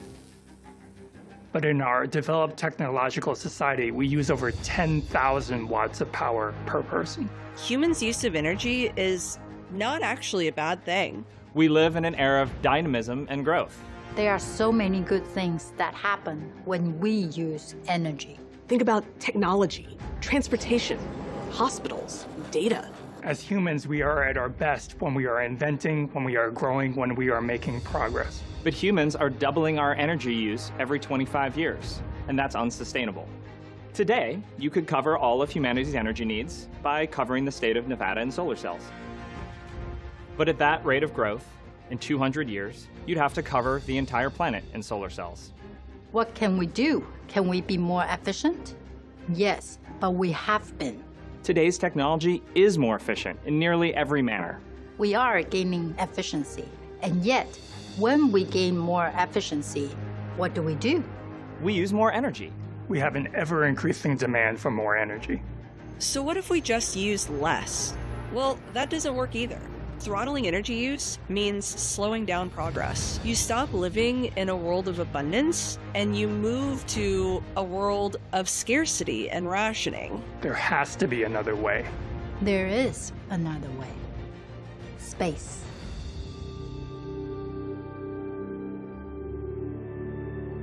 Space is full of abundant resources and energy. Space is vast and practically limitless. If we can learn to harness the power of space and the resources of space, we can tap the limitless resources to help preserve this planet. We can go to space for what we need. We'll make it routine, safe, and cost-effective to get there. We will build the rockets and the destinations for doing real work in space. We can do even more than this. We can move the most polluting industries from Earth into space, where they can't hurt the Earth or the environment. We can return Earth to a beautiful natural state. It will be like a garden, like a national park. A place for education, for creativity, and for recreation. A place for enjoyment and for nature to thrive. In space, we can expand humanity.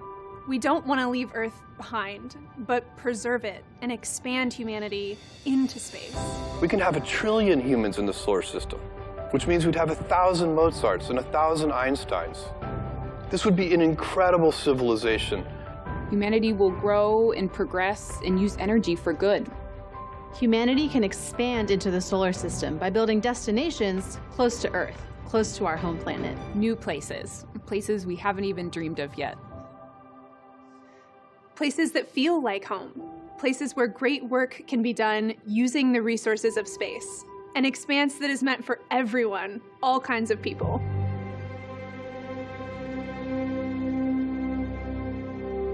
This is a hopeful future, an enduring human presence in space. Space is the long-term solution for Earth.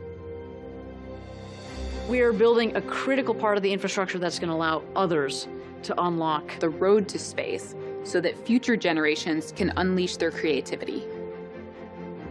It won't be easy. Space must become much, much more accessible to make this vision a reality. Big things start somewhere, and that somewhere happens to be today. There are certain gates we have to go through, certain prerequisites. If we don't do these, we will never get there. First, we have to radically lower the cost of access to space. This means reusable rockets. We have to get really good at using rockets over and over. Reusable rockets, reusable engines. Once you learn how to do that, you can basically start spinning this flywheel where the more you fly, the cheaper it gets. The cheaper it gets, the more you fly. Launch, land, repeat. Going back and landing a rocket is really hard. And it is absolutely essential that we get good at that so that we can drive down the cost of launch vehicles. BE-3, BE-4, BE-7, all made from the ground up to be reusable propulsion systems. Operational reusability. That means making space travel as routine as air travel is. This is what will radically bring down the cost of getting to space. And we are bringing all of that learning to New Glenn, the next step of building the road to space. Once you have low-cost access to space, the next gate becomes harnessing the resources of the solar system. There are so many more resources up there in space than there is on our planet. I mean, everyone's familiar with this idea of locally sourced goods, and this is just a really extreme version of that. The moon is where we'll learn to do all this. The moon has a vast quantity of resources. And if we can learn to harness those resources, we can travel without stressing the Earth. That's the goal. We'll go to space, and we'll use its resources to power our transportation and build destinations. Anything we need, we will use the stuff in space to make it happen. The moon is the next thing. We're going back. It's time to go back to the moon, this time to stay.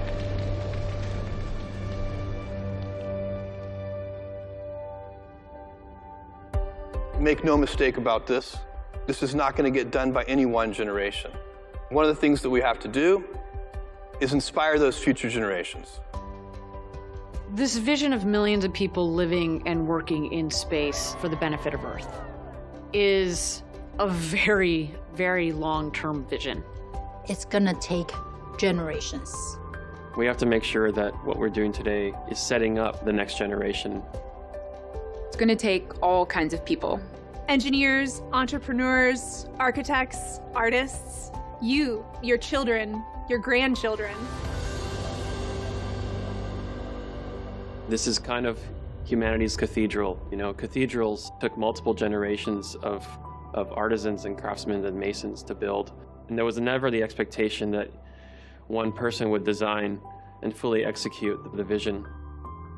We have to inspire the next generation to carry this torch for the benefit of Earth. For the benefit of Earth. For the benefit of Earth. We are Blue Origin. And we will do all of this. We'll do all of this. For the benefit of Earth.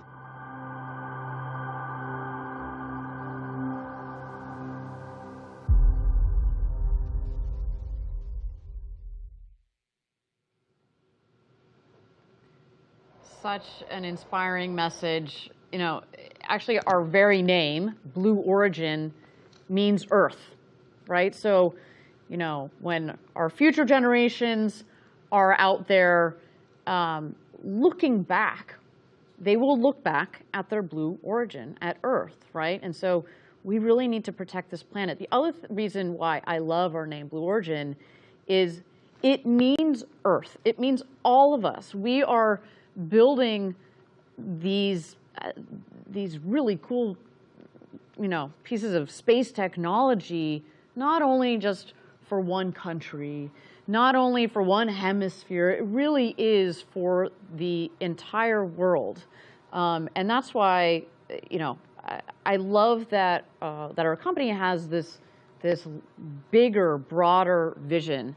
You know, actually, before I took my current role, I was leading our commercial and international sales, and it was just really nice to get out there and talk to our international customers and people from around the world in the space industry. I should say a big shout out to them out there if you guys are watching, you know, and really talking to them about whether it's New Glenn or Blue Ring or our lunar lander, what they can do and how they can take advantage of our technologies. I just love that we think broadly like that, and it's one of the many things that's kept me here at Blue. But I also want to talk, you know, obviously the main theme of that video there is this idea that as part of the long-term vision, we really need to protect this planet and the role of space technologies. What we're doing at Blue and what other organizations are doing around the world is so important because it is going to help protect Earth, right? And that's also why we start with reusable rockets and reusable rocket engines and the way that we're designing them to run on propellants that are less harmful to the Earth, like liquid oxygen, liquid hydrogen, and LNG. We were just talking about that earlier. It's just so important. It gives me such a sense of pride because it really is about the everyday work that we do now and how that would impact future generations. So all of this is going to create a longer term impact on Earth that's truly going to benefit humans for future generations. By focusing on the sustainability of our designs, we're really ensuring that our advancements in space technology do not come at the expense of our home planet Earth. Yeah, you know, a couple of minutes ago, we threw it back to our co-host Eddie out there at Cars Park, and again, talking about the multiple generations, how cool is it that he was there with the father-son pair that both work at Blue, plus the son's daughter that's there, and she's just going wild over space, and she can't wait to see, you know, this rocket launch. We have to think in that sort of generational.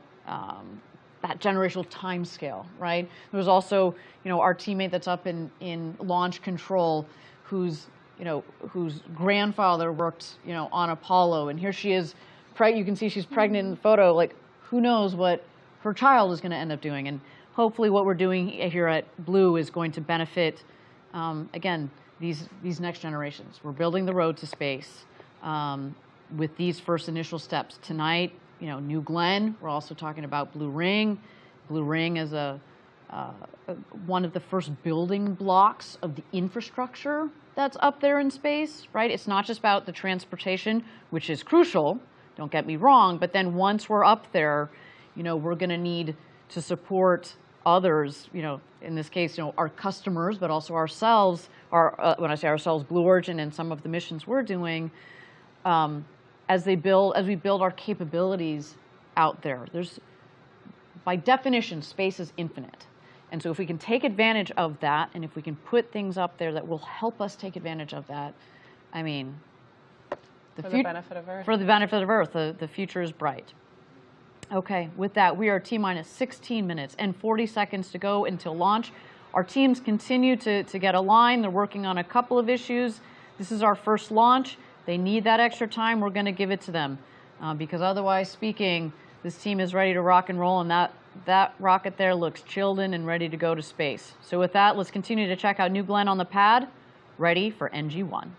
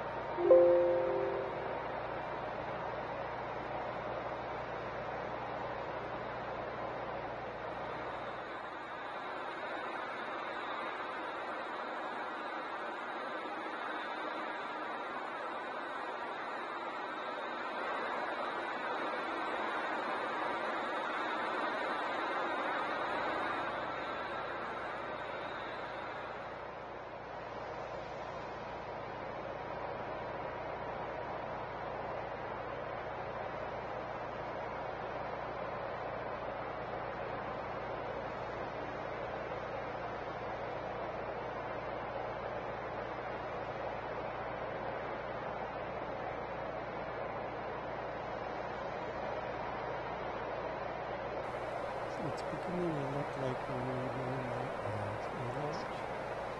At this point, notice from the Blue Origin video, the clock has been removed. We'll stay here with it for a while and see if it returns for us. We do still have the window open till 0400, and it is about 7 or 8 minutes after 3 a.m. on the East Coast. So we'll stick around and see what happens here in the next 55 minutes or so.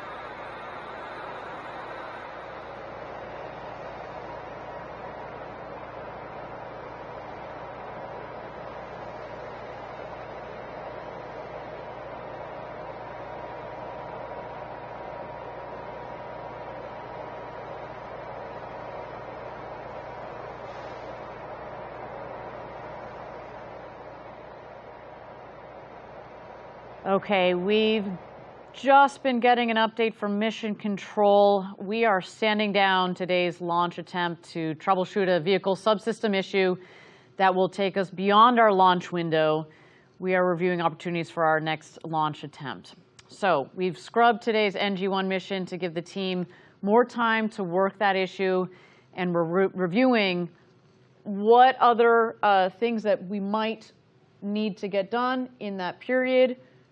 When we know when the next opportunity is, of course, we will let everybody know. Now, to give the viewers a sense of what happens next, the launch team is now working to detank and safe the vehicle. From there, we're going to assess, as mentioned, what other things we might want to get done in our downtime, and that is what's going to guide when the next launch opportunity will be. Follow us on social media. That's the way to stay up to date on announcements for that next launch attempt. We do want to thank you for joining us. We can't wait to get right back here for our next launch attempt. Stay tuned. Gradatum Ferociter.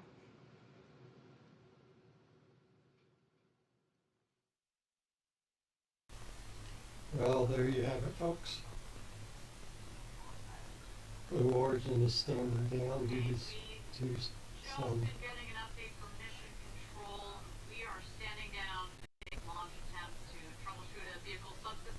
subsystem issues with the vehicle, so they are now safely in the vehicle, and we'll keep track of local social media. We can find out when they decide to attempt the launch again. Have a good morning, everybody.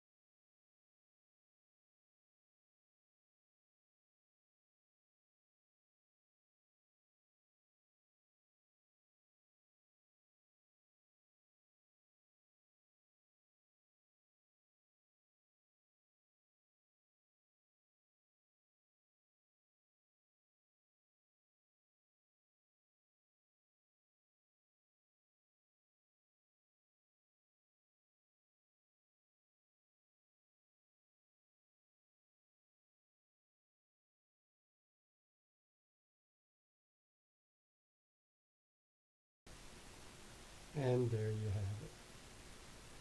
And there you have it.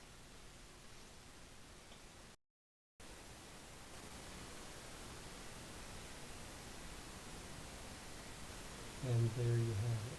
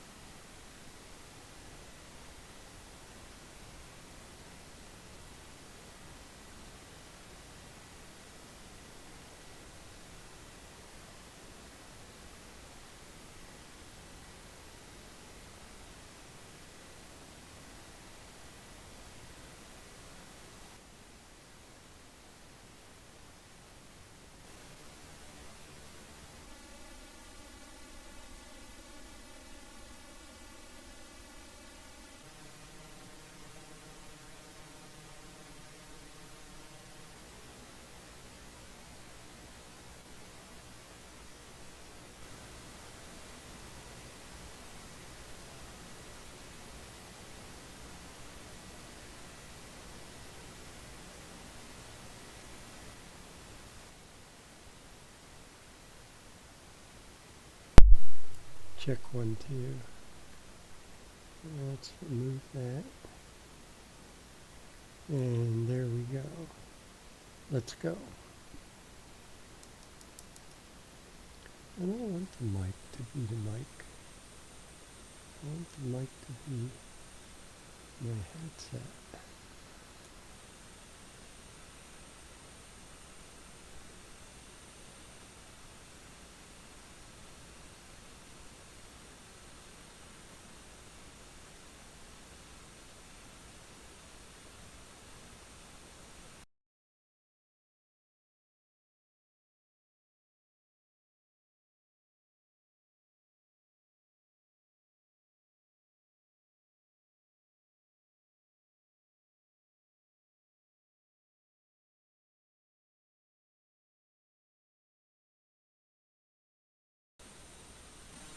Let's see.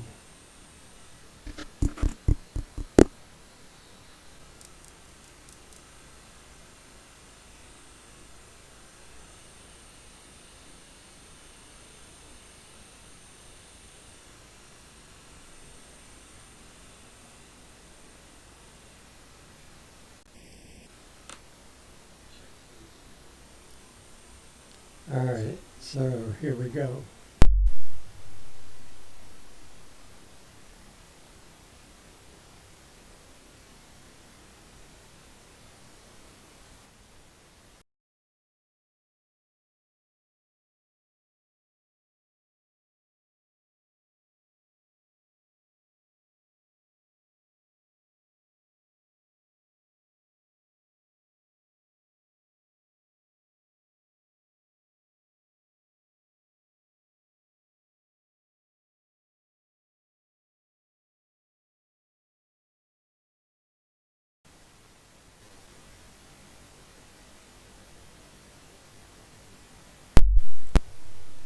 Check 1, 2. Testing 1, 2. Check 1, 2. Test 1, 2. Case of Black Magic is the mic.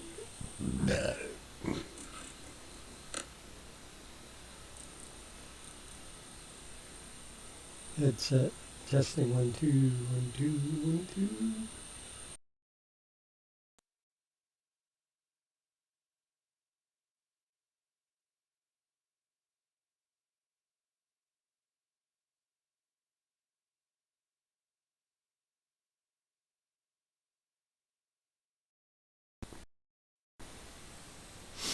Check 1, 2. Testing 1, 2.